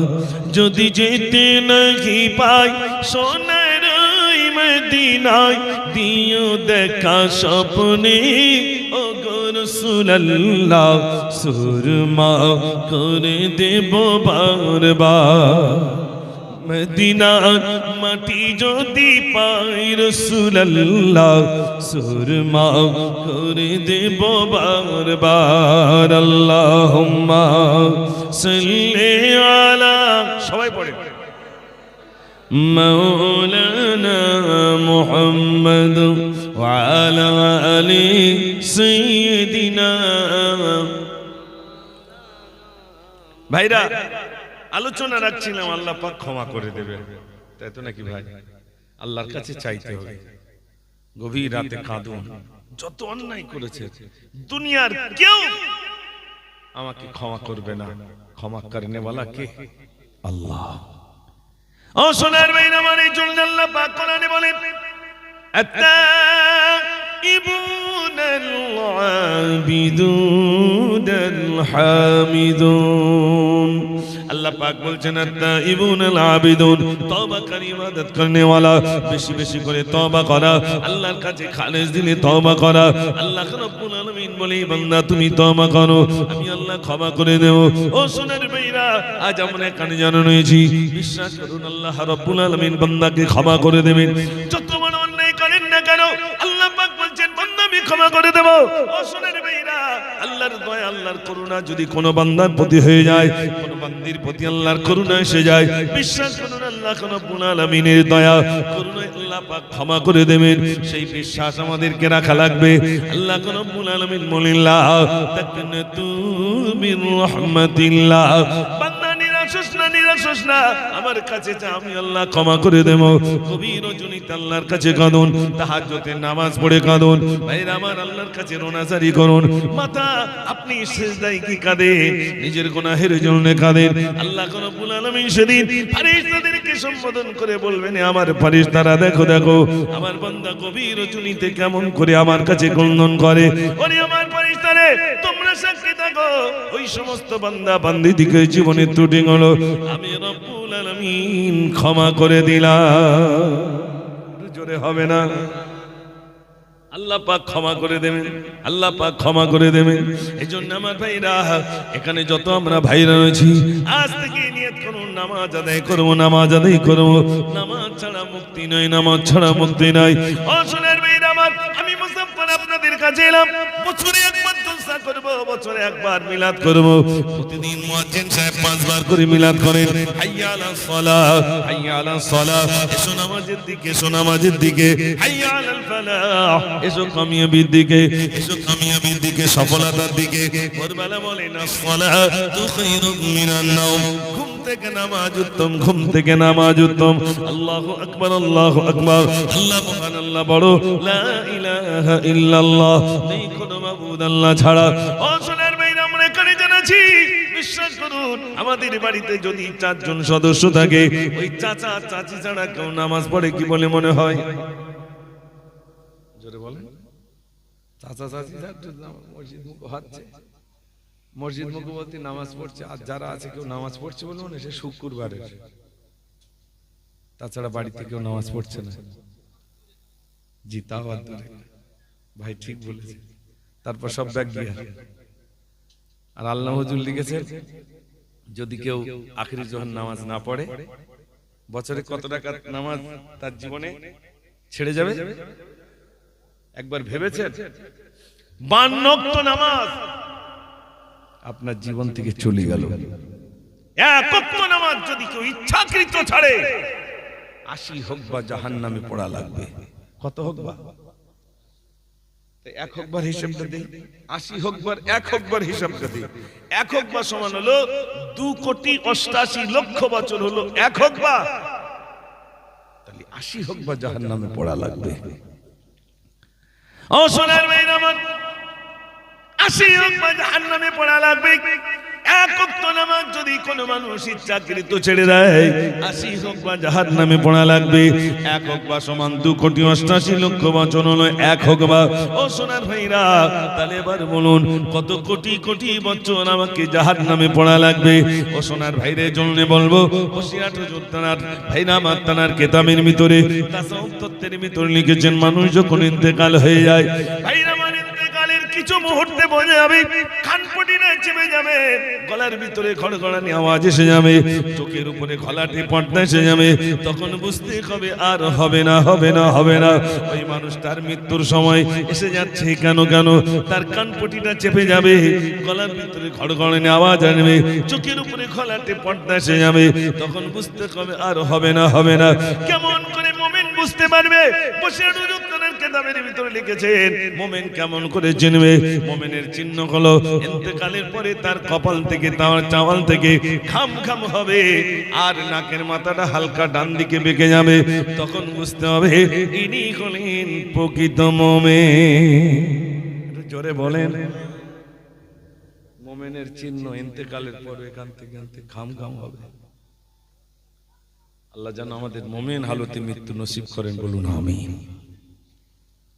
মুমিন ও সোনার ভাইরা আমার, রামানন্দপুরের মানুষেরা শুনেন, নামাজ পড়ুন, মসজিদের সঙ্গে সম্পর্ক রাখুন, 5 ওয়াক্ত নামাজ পড়ুন। 1 ওয়াক্ত নামাজ যেন জীবন থেকে না চলে যায়।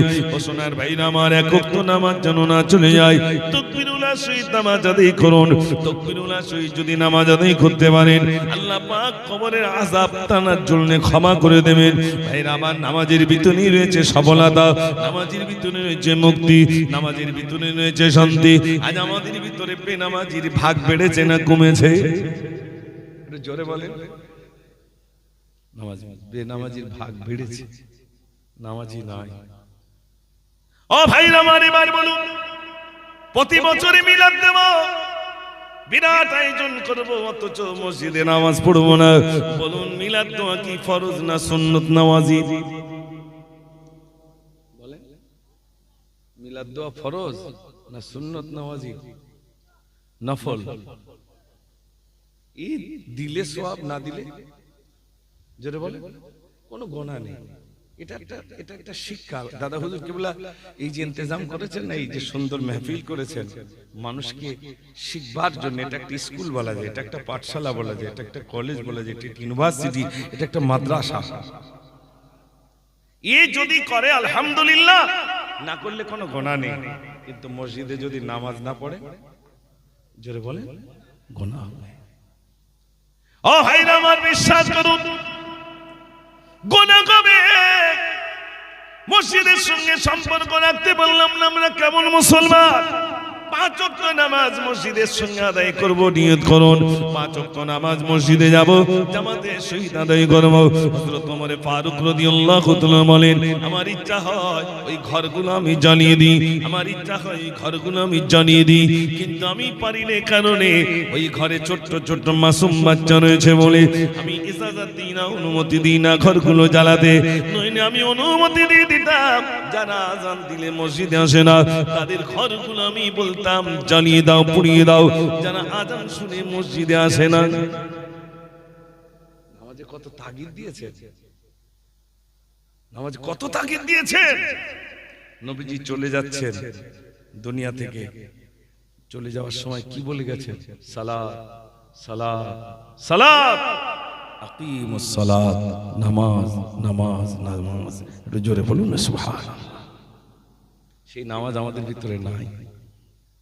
ও ভাইরা আমার, যদিও নামাজ পড়েছি, শোনেন, আমরা হলাম ইমামে আজম আবু হানিফা রাহমাতুল্লাহ আলাইহির মতাদর্শের মানুষ। আমরা হলাম ইমামে আজম আবু হানিফা রাহমাতুল্লাহ আলাইহির মতাদর্শের মানুষ। ও সোনার ভাইরা, আজ আমরা এখানে জানা রয়েছি, যখন শোনেন, ইমামে আজম আবু হানিফা রাহমাতুল্লাহ আলাইহি যখন বিদায় হলেন, ইহুদি তার ছেলেকে, ইহুদি তার বাবাকে বলছে, বাবা ওই পাহাড় চূড়ে একটা বাবলা গাছ দেখতাম, ওই বাবলা গাছটা দেখা যায় না কেন? তিনি বললেন, বাবা ছেলে, ওটা বাবলা গাছ নয়, ওটা বাবলা গাছ নয়, ওটা হলো জামানার ইমাম, ইমামে আজম আবু হানিফা। সারাটা রাত তিনি নামাজ আদায় করতেন। জোরে হবে না? সারা রাত ধরে নামাজ আদায় করতেন। বাদ মনে করছে বাবলা গাছ, ওটা বাবলা গাছ না, ওটা ইমামে আজম আবু হানিফা সারা রাত ধরে নামাজ পড়তেন। আর আমরা সারা রাত, আল্লাহর নবী বলেছেন সব থেকে বড় চোর। সাহাবারা জিজ্ঞেস করছেন, ইয়া রাসূলুল্লাহ, সব থেকে বড় চোর কে? নবীজি বলেছেন সব থেকে বড় চোর ওই যে নামাজে ফাঁকি দেয়। সবচেয়ে বড় চোর কে ভাই? যে নামাজে ফাঁকি দেয়, ওই হচ্ছে বড় চোর। আর এখন আমরা নামাজে ফাঁকি দিচ্ছি না, দিচ্ছি না? নামাজের ভিতরে সেই একাগ্রতা নেই, ঠিক কি না? নামাজের ভিতরে সেই একাগ্রতা নেই। সুন্দর করে নামাজ, নামাজ কেমন হবে শোনেন ভাইরা আমার। মানুষ নামাজ পড়ে এমনই নামাজ, মনে করি আমার সামনে আমার আল্লাহ রাব্বুল আলামিন তিনি সব দেখছেন।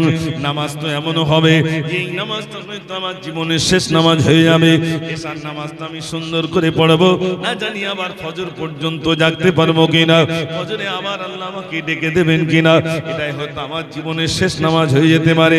অতএব সুন্দর করে আবার এই নামাজটা আমি পড়বো। ভাইরা আমার যখন ফরজ এসে যাবে, ফজরে যখন তার নসিবে জুটে যাবে, সে এমন ভাবে নামাজ পড়বে, মনে করবে আমি যোহর পর্যন্ত হয়তো নাও বাঁচতে পারি, অতএব ফজরের নামাজটা আমাকে সুন্দর করে পড়া লাগবে। এই নিয়ত নিয়ে যদি কোনো মানুষ নামাজ আদায় করেন, বলুন তার জীবনে কি আর নামাজের কোনো ঘাটতি হবে? আমরা না আওয়াবির নামাজ পড়তে পারছি, না ইশরাক নামাজ পড়তে পারছি, এই নামাজগুলো আমাদের ভিতরে নেই। সুন্নতের পাবন্দি খুব কম, খাওয়া দাওয়ার ভিতরে সুন্নত নেই, অজুর সময় মেসওয়াক করি না, এই সুন্নতগুলো করি না। আপনি একটা মেসওয়াক নেবেন একদিকে, অজুর সময় মেসওয়াক করবেন, ডান দিক দিয়ে তার পা দিকে দেবেন, এই মেসওয়াকটা করে নেবেন, তো নামাজ পড়বেন। সেই নামাজে মেসওয়াক করে যদি আপনি নামাজ আদায় করতে পারেন, মানে অজু করেন, অজু করার পরে যদি নামাজ পড়েন, ওই নামাজে 70 গুণ বেশি সওয়াব আল্লাহ পাক দিয়ে দেবেন। জোরে বলুন না সুবহানাল্লাহ। আমি 70 গুণের কথা বলেছি, এটা কিন্তু অনেক মানুষ বুঝতে পারে। 5000 টাকা কি করে 10,000 টাকা হবে, এটা মানুষ বোঝে ভালো। 5000 10,000 কি করে হবে, এই গুণের কথা মানুষ বোঝে, কিন্তু এটা বোঝে না। কষ্ট পাচ্ছেন আপনারা? বলতে বলতে প্রায় 10টা বাজতে যায়। আমি আপনাদের কাছে এতক্ষণ যাবত আলোচনা রেখেছি, আমার আলোচনায় যদি কষ্ট না পান তাহলে একবার প্রাণ ভরে মহব্বতে আওয়াজ দিয়ে দরুদ পড়ুন। আল্লাহুম্মা সাল্লি আলা মাওলানা মুহাম্মদ ওয়া আলা আলি সাইয়্যিদিনা। কাদি জৈনব কাদি কুলসুম কাদি সকিনা, কাদি জৈনব কাদি কুলসুম কাদি সকিনা। খালিদুল দুল ফিরে লো হুসাইন লোনা, কাদি জৈনব কাদি কুলসুম কাদি সকিনা। আল্লাহুম্মা সাল্লি আলা, সবাই পড়ে, মাওলানা মুহাম্মদ ওয়া আলা আলি সাইয়্যিদিনা।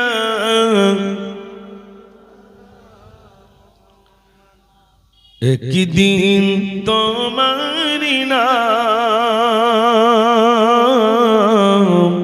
মসজিদে হবিলাম, একদিন তোমারি নাম মসজিদে হবিলাম।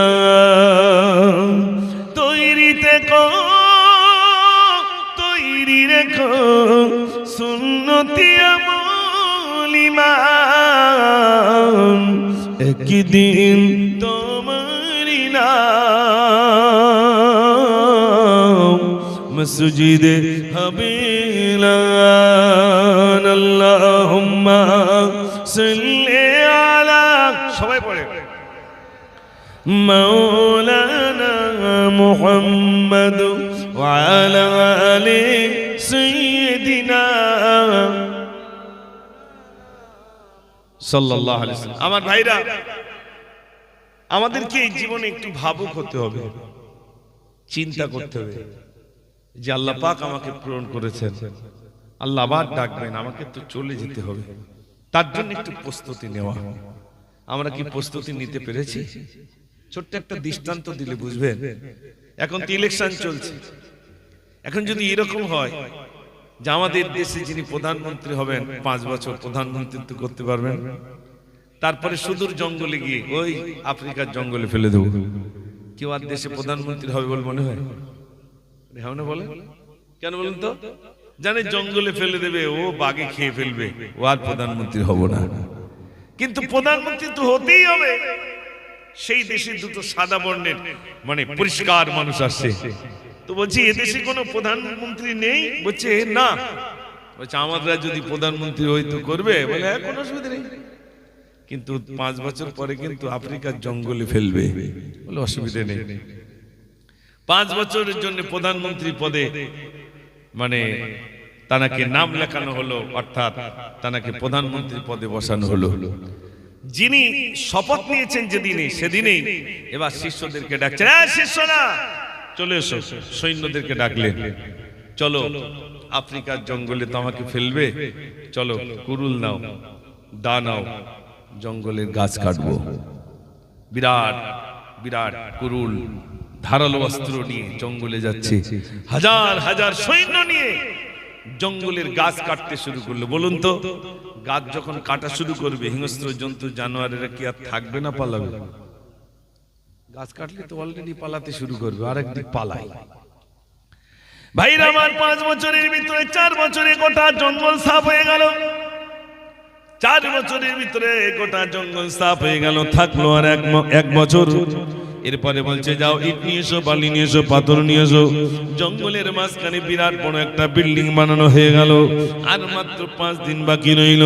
একজন এসে বলছে বাদশাহ আপনা, ও আমাদের প্রধানমন্ত্রী মনে কি আছে? বলছে কি? বলছে আর 5 দিন কিন্তু বাকি আছে, জঙ্গলে ফেলবো। বলছে কোনো অসুবিধা নাই। ভাইরা আমার, 5 দিন যেই না শেষ হয়ে গেল, তারা কি সুন্দর করে গোসল দিয়ে দেওয়া হলো। জঙ্গলে ফেলার জন্য সেই জামাটা আনা হলো। জামা পরিধান করে 4 জনে এবার কাঁধে করে নিল। মানুষ দলে দলে যাচ্ছে, আজ আমাদের প্রধানমন্ত্রীকে আমরা জঙ্গলে ফেলবো। ও সোনার ভাইরা, যেই আফ্রিকার জঙ্গলে ফেললো, এবার তার 5 বছরের ভিতরে তো জঙ্গল পরিষ্কার করা, ওই জঙ্গলের মাঝখানে একটা বিল্ডিং তৈরি করা। যেই না তাকে জঙ্গলে ফেললো, হেঁটে হেঁটে নিজের বালাখানায় চলে গিয়ে বলছে যা তোরা চলে যা, আমি 5 বছরের ভিতরে জঙ্গল সাফ করে ফেলেছি, আমার কোনো আর চিন্তা নাই, এখন আমি ঘুমাবো আর খাবো। আপনারা বলুন, ওই মানুষটার কি আর কোনোদিন হিংস্র জন্তু জানোয়ার খেতে পারবে?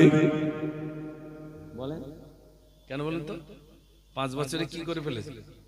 জঙ্গল সাফ করে ফেলেছে। ও ভাইরা মাতাল, এবার বলুন, জঙ্গল পরিষ্কার করেছে বলে, একটা ঘর তৈরি করেছে বলে, ওই ঘরে উপরে এসে জীবন যাত্রা করতে শুরু করলো। ঠিক তদ্রূপ আমরা একজন প্রধানমন্ত্রী পদে বসলাম। কেউ 50 বছর, কেউ 60 বছর, কেউ 70 বছর প্রধানমন্ত্রী পদে থাকবে। একদিন তার মৃত্যুটা হয়ে যাবে।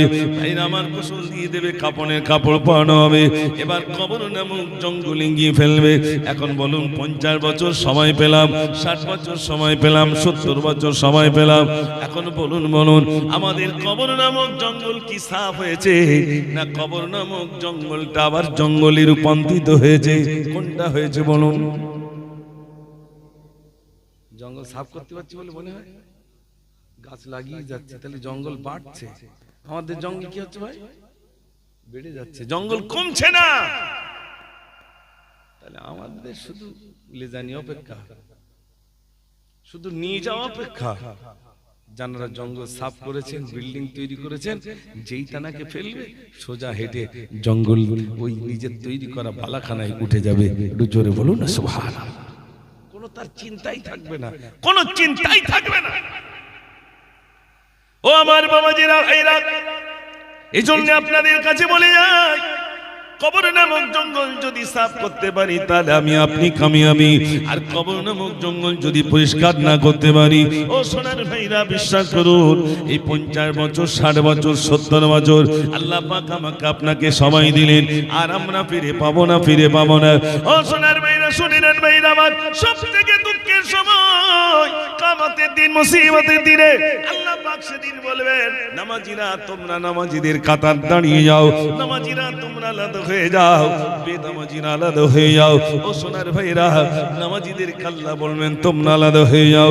ভাইরা আমার, আল্লাহ পাক সেদিন জিজ্ঞাসা করবেন, এ আমার বান্দা তুমি কি নামাজ পড়তে? বান্দা আল্লাহর কাছে মিথ্যা কথা বলবে, আমি অনেক নামাজ পড়তাম, অনেক কিছু করতাম। আল্লাহ জানার পরেও বলবে তুমি কি নামাজ পড়তে? বলবে আল্লাহ হ্যাঁ আমি পড়তাম। আল্লাহ পাক এবার বলবেন ওয়াসজুদুলি, কই সিজদা কর দেখি।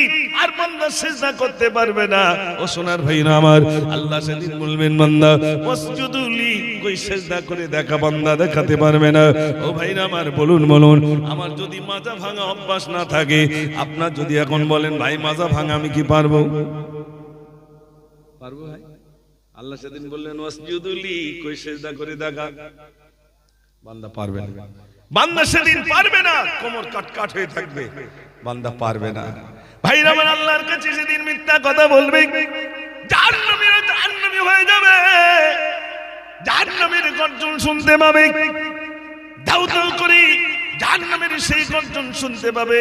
আপনার এখানে অনেকেই রয়েছেন ভাইরা আমার, সমুদ্রের সৈকতের দিকে যখন যান, কত যুবক ভাইরা আমার ওই আমাদের দীঘার দিকে যায়, বিভিন্ন জায়গায় যায়, সত্য কথা বলুন, ওই দীঘার সমুদ্রের পানির আওয়াজ হয় না, হয় না? জোরে বলে, চড় চড় চড় করে আওয়াজ হয় পানির। জাহান্নামের ওই রকম গর্জন শুনতে পাবে, গর্জন শুনতে পাবে কিয়ামতের দিন। ভাইরা আমার জাহান্নামের গর্জন সেদিন শুনতে পাবে, জাহান্নামে যেতে চাইবে না। গ্রামে যখন দেখবেন কোন একজন আসামিকে যখন ধরতে আসে, আসামি হঠাৎ করে যেতে চায় না, যখন যেতে চায় না কোমরে দড়ি বাঁধে, বেশি কথা বললে পা হাতগুলো আবার পিছনের দিকে বাঁধে না। যে আসামি যত ভাইরা আমার সমস্যা করবে তাকে দমন করে বাঁধা হবে। ভাইরা আমার জাহান্নামীদেরকে যখন নিয়ে যাওয়া হবে, জাহান্নামের আগুন দেখতে পাবে, ওই তো আমাদের ওই তো আমাদের ঠিকানা, ওখানে আমাদেরকে রাখা হবে।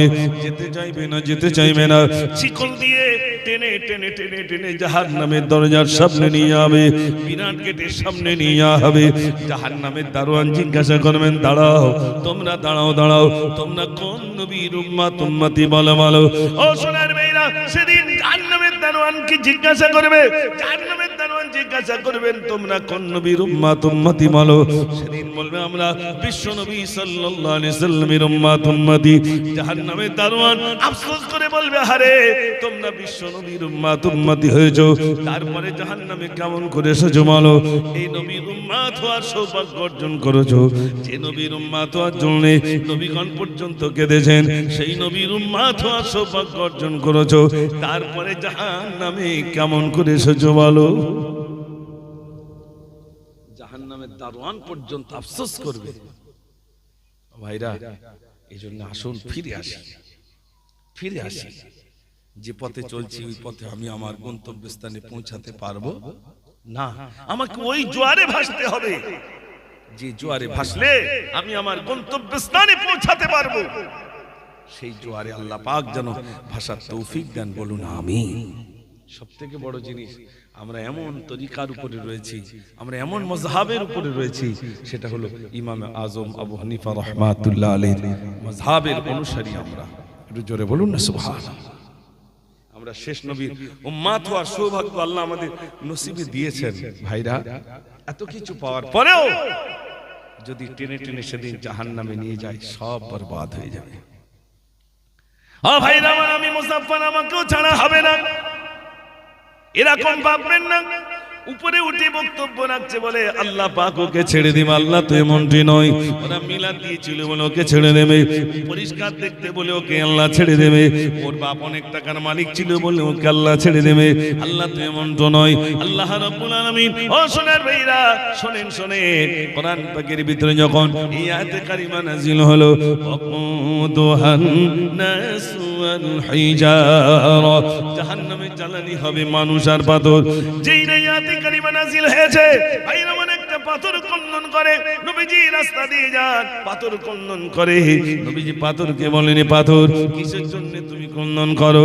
পাথর বলে, ইয়া রাসূলুল্লাহ, কোরআন নাযিল হয়েছে ওয়াকুদুহান নাস ওয়াল হিজারা, জাহান্নামের জ্বালানি হবে মানুষ আর পাথর, এজন্য আমি পাথর। আল্লাহ আমার কথা বলেছেন বলে আমি ভয়তে কাঁদি। আল্লাহর নবী বলেন, যাও আমি তোমার জন্য দোয়া করি, আল্লাহ পাক তোমাকে নিষ্কৃতি দেবেন। ভাইরা আমার, নবীজি চলে গেলেন।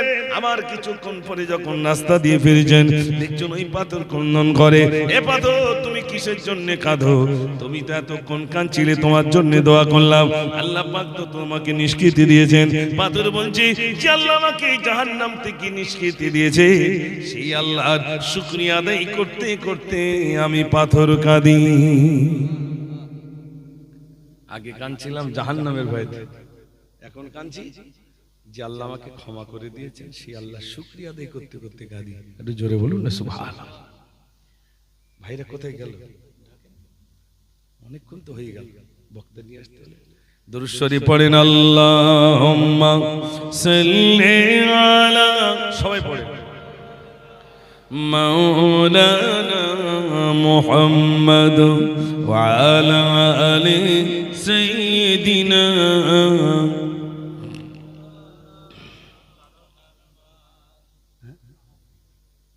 দাদা হুজুরের নাম? আচ্ছা, ওইলে তো আমার সারা জায়গায় ঝামেলা হয়, গজল গজললে ওইলেই তো আমার ঝামেলা।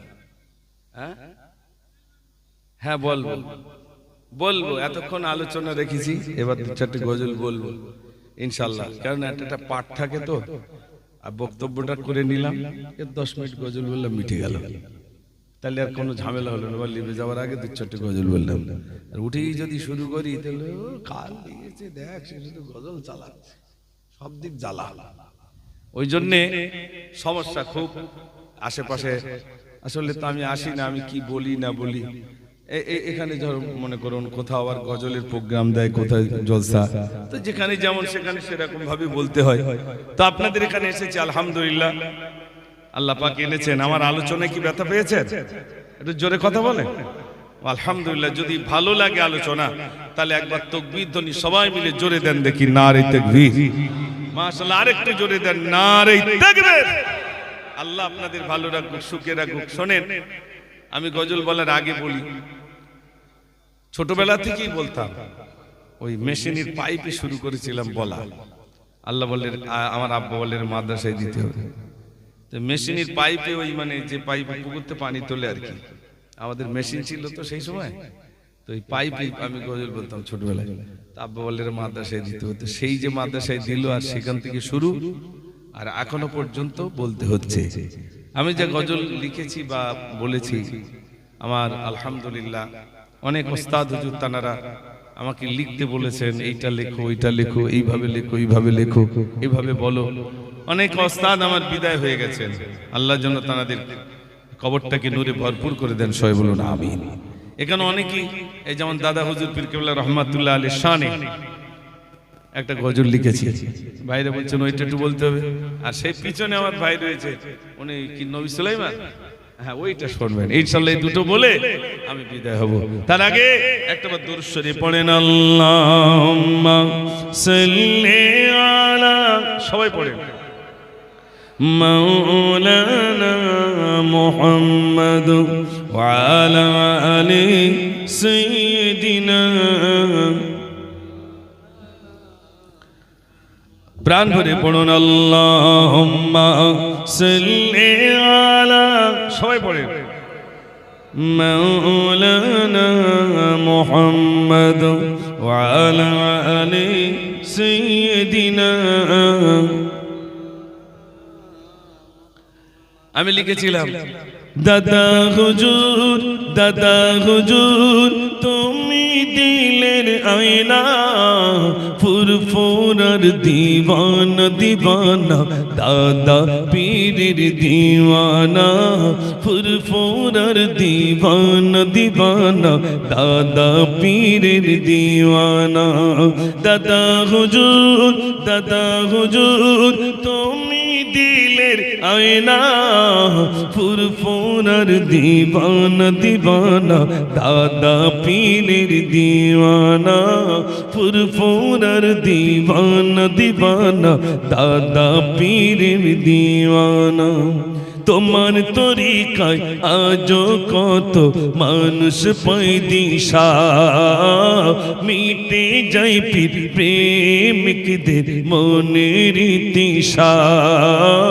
তোমার তরিকায় আজো কত মানুষ পায় দিশা, মিটে যায় পীর প্রেমিকদের মনের তৃষা।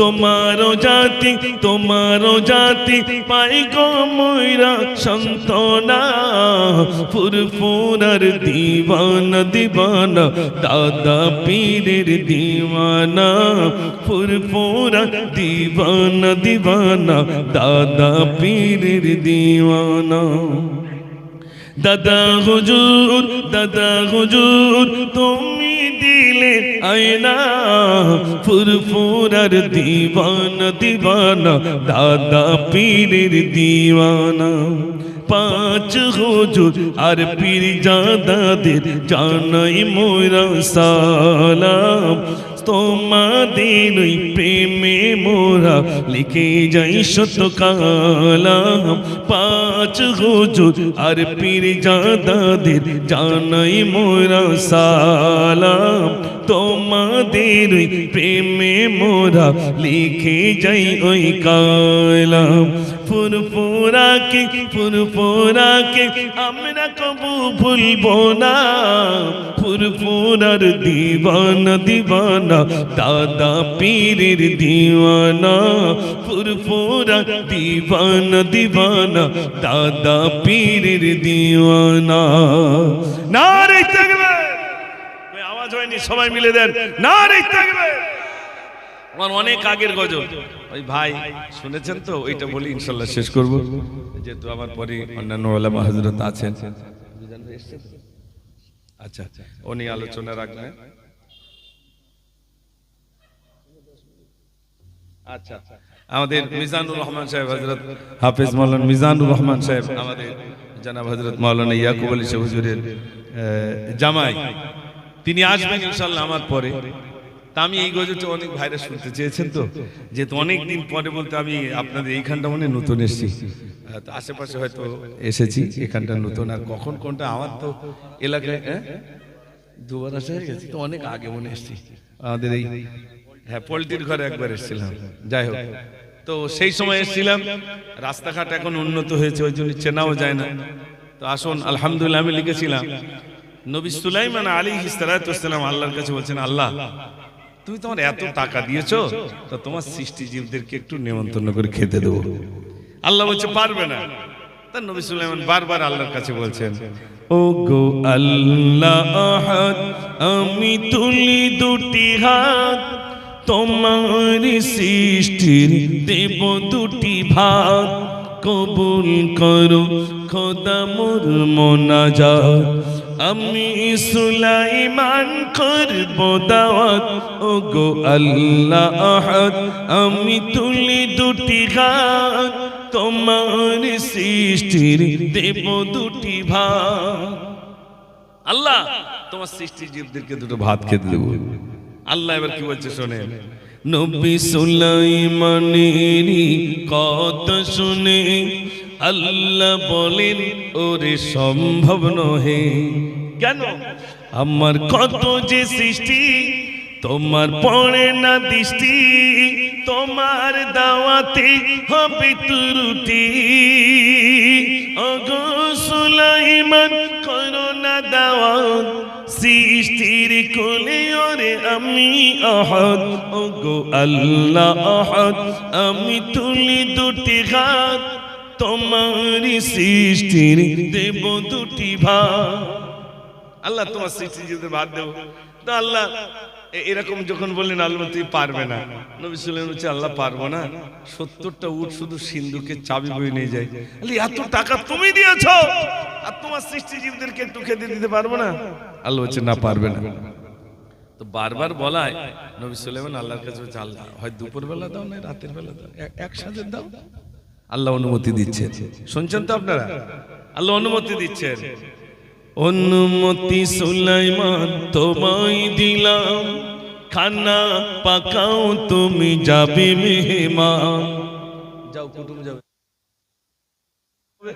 সমুদ্রের পাশে বিরাট ময়দান তক্তে উড়িতেছে নবী সুলাইমান তক্তে ভাসছে কোথায় রান্না বান্না হচ্ছে না হচ্ছে হঠাৎ এক মেহমান এসেছে কুটুম এক মেহমান এলো বললে খিদে মোর পেল নবী সুলাইমান কোথায় মোর ভালো নবী সুলাইমান তুমি আমায় খেতে দাও ও গো নবী আমি ক্ষুধাই।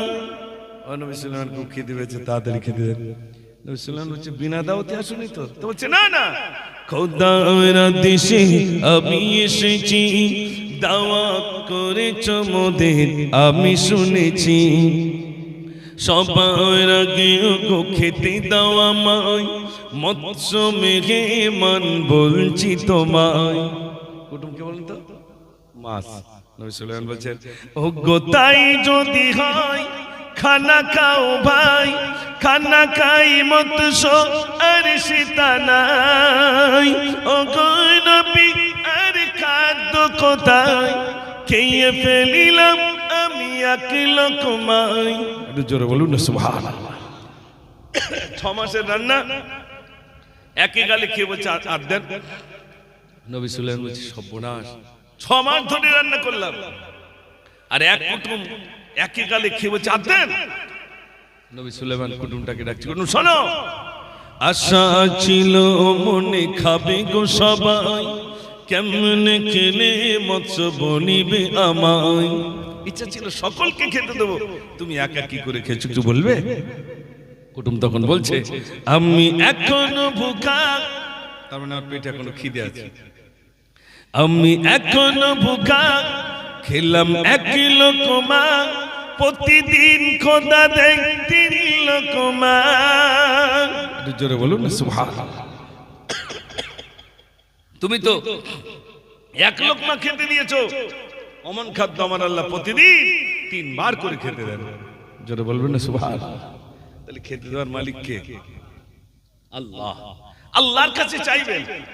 কোনদিন দেখেছেন চৈতলের নদীতে লরি লরি খাদ্য দিতে? দেখেছেন ভাই? হাসনাবাদে, বসিরহাটে কোন নদীতে দেখেননি খাদ্য দিতে? তাহলে সেই নদীতে মাছ আছে না নাই? সমুদ্রে মাছ নেই ভাই, তাদের খেতে দেন কে? তাদের যদি দেন আল্লাহ, তাহলে আমাদের কে দেবেন? শোনেন, আল্লাহ রাব্বুল আলামিন মুসা নবী আল্লাহকে বললেন, আল্লাহ বললেন মুসা যাও তুমি ইসলামের দাওয়াত দিতে যাও। মুসা নবী বললেন আল্লাহ আমি দাওয়াত দিতে যাব, তো ছাগল ভেড়াদের খাওয়াবে কে? আল্লাহ বললেন মুসা তোমার হাতে ওটা কি? মুসা নবী বললেন কলাহি আসা, এটা আমার লাঠি। আল্লাহ বললেন মুসা রে তোমার হাতে যে লাঠিটা রয়েছে ওই লাঠি ওই পাথরের উপর আঘাত করো, বিরাট বড় একটা পাথর হইল। আল্লাহ বললেন মুসা ওই লাঠি দিয়ে পাথরের উপর আঘাত করো, যেই না মারলেন পাথর ভেঙে গিয়ে আর একটা পাথর বার হলো। আল্লাহ বললেন মুসা তুমি দ্বিতীয়বার মানো, দ্বিতীয়বার মারলেন পাথর ভেঙে গিয়ে আর একটা পাথর মারলো। আমার আল্লাহ বললেন মুসা রে তৃতীয়বার মারো, তৃতীয়বার মারলেন পাথর ভেঙে গিয়ে একটা ভাইরা আমার দেখলেন আর একটা পাথর মারলো।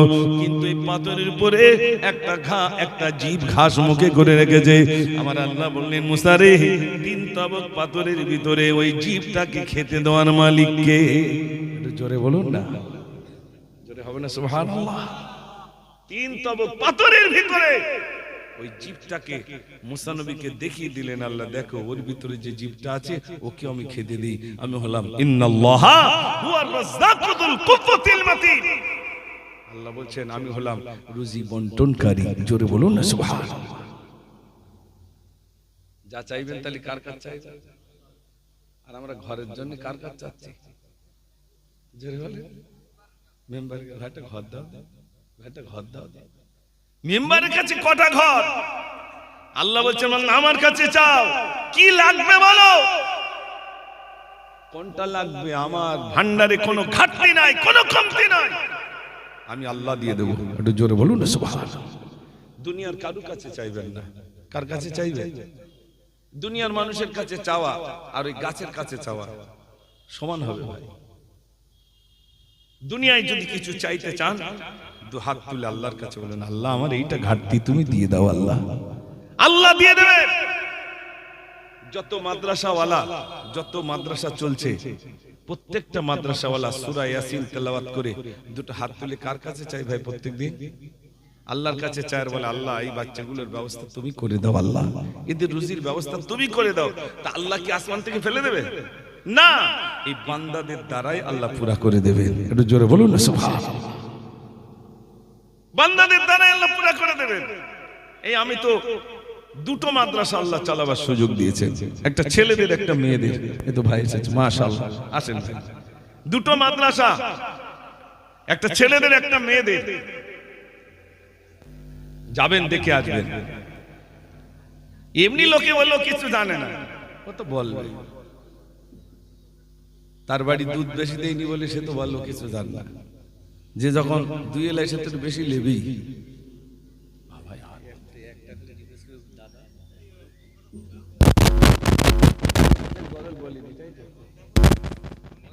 ও তুমি অন্য জায়গায় ছেলে, মানে এতক্ষণ যা বলি যে ও লোক শুনিনি, এবার 2 ঘন্টা পার হয়ে যাচ্ছে, এর মধ্যে একটা বলো। হ্যাঁ, আচ্ছা আচ্ছা, নদীতে মাঝে একটু বলছি, ভাই এসে গেছে। তো কি বলছিলাম, দুটো প্রতিষ্ঠান আল্লাহ করার সুযোগ দিয়েছেন, একটা ছেলেদের একটা মেয়েদের। আলহামদুলিল্লাহ, মেয়েদের মাদ্রাসা ও ছেলেদের মাদ্রাসা ছাত্র ভরপুর করে দিয়েছেন, আলহামদুলিল্লাহ। এমন দিন ছিল আমাদের মাদ্রাসাগুলো চাঁদা না দেওয়ার জন্য মানুষের কাছে বলতো ওখানে চাঁদা দেবেন না, পয়সা দেবেন না। আমি বলতাম ঠিকাদার হয়েছে, পয়সা দেবেন না বলে দিল। আরে দুনিয়ার মানুষ কি টাকা দেবে? মাদ্রাসা চালানেওয়ালা কি মুজাফফর? জোরে বলে কে? তাহলে আল্লাহ, আল্লাহ চালাবেন। ওই দেখবেন ভাই, দুটাটা ওই কলমাখানি হলি গেলাস পাতে দাদিরা কি লেবে বলেন তো? খাটা। কার জন্য লেগে? নাতিপুতির জন্য। আচ্ছা, ওই নাতিপুতি খেলা করছে, ওখানে যদি আর 10টা নাতি খেলা করে কারণ দেবে? একটু হ্যাঁ না বলে। এটা হলো মেইলি অভ্যেস, ওর নিজেরটা খাওয়াবে কলজে ভরে, আর অন্যগুলো যায় হোক। ঠিক বলছি না ভুল? এইরকম নীতি কিছু মানুষের আছে, নিজেরটাই হোক, অন্যগুলো শেষ হয়ে যায়। আমরা তা করি না, আলহামদুলিল্লাহ। তো ভাইরা আছেন, বিশ্বাস করুন, সারা পৃথিবীর মাদ্রাসা সমস্তটাই সুস্থভাবে চলুক, সুন্দরভাবে চলুক, সবার রুজির ব্যবস্থা আল্লাহ তুমি করে দিও। সবটাই বিশ্বনবী সাল্লাল্লাহু আলাইহি ওয়াসাল্লামের ঘর মাদ্রাসা। এই মাদ্রাসাগুলো সুন্দর যাতে চলে, পঠন পাঠন যাতে সুন্দরভাবে হয়, বাচ্চাদেরকে আল্লাহ তুমি রুজির ব্যবস্থা করে দিও। বিশ্বাস করুন, এমনও দিন গেছে বাচ্চাদেরকে বলেছি, কচি তোরা সেজদায় কাঁদ, মসজিদে কাঁদ, চাল নেই, কিচ্ছু নেই, তোর একটু কাঁদ আল্লাহর কাছে, আল্লাহ নিশ্চয় একটা ব্যবস্থা করে দেবে, খোদার কসম কে বলছি। আচ্ছা বলুন তো, আপনার বাড়ি চাল বেশি থাকলে আল্লাহ আল্লাহ করবেন না, কম থাকলে একটু আল্লাহ আল্লাহ হবে? আমাদের ওস্তাদ হুজুর বলতেন, চোখের পানি যতদিন ততদিন মাদ্রাসা চলবে সুন্দরভাবে। চোখের পানি ফুরিয়ে যাবে, মাদ্রাসা কমজোরি হয়ে যাবে। কেন?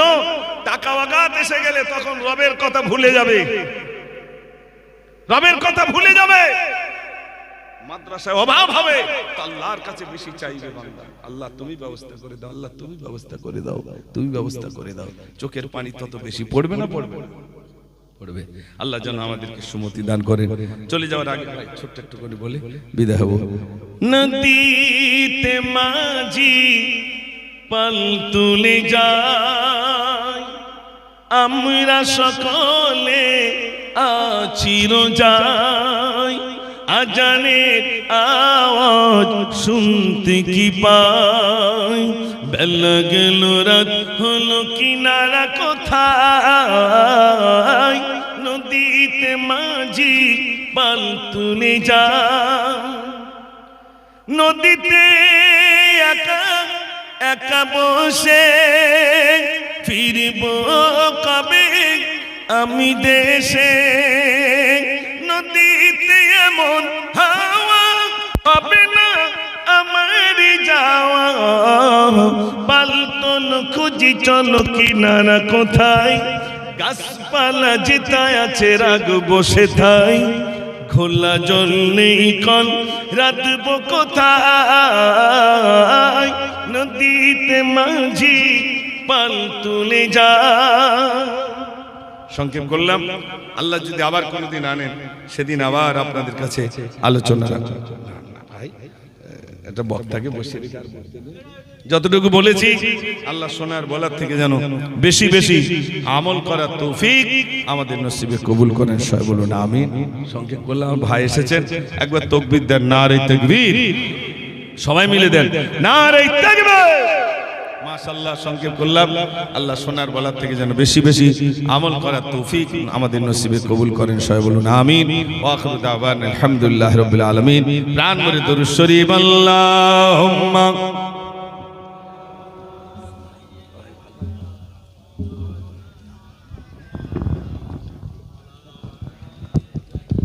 আলহামদুলিল্লাহ। এখন আমাদের সামনে বক্তৃতা রাখবেন আমাদের সকলের জানা চেনা আমার সম্পর্কে দুলাভাই হন, বাংলার প্রখ্যাত আলেমে দ্বীন। সুমধুর কণ্ঠে তিনি তানার বক্তব্য দ্বারা আমাদেরকে মুগ্ধ করেন। তো আমরা সকলে তানার বক্তৃতা শুনব তানার সুমধুর কণ্ঠে। হাফেজ মাওলানা মিজানুর রহমান।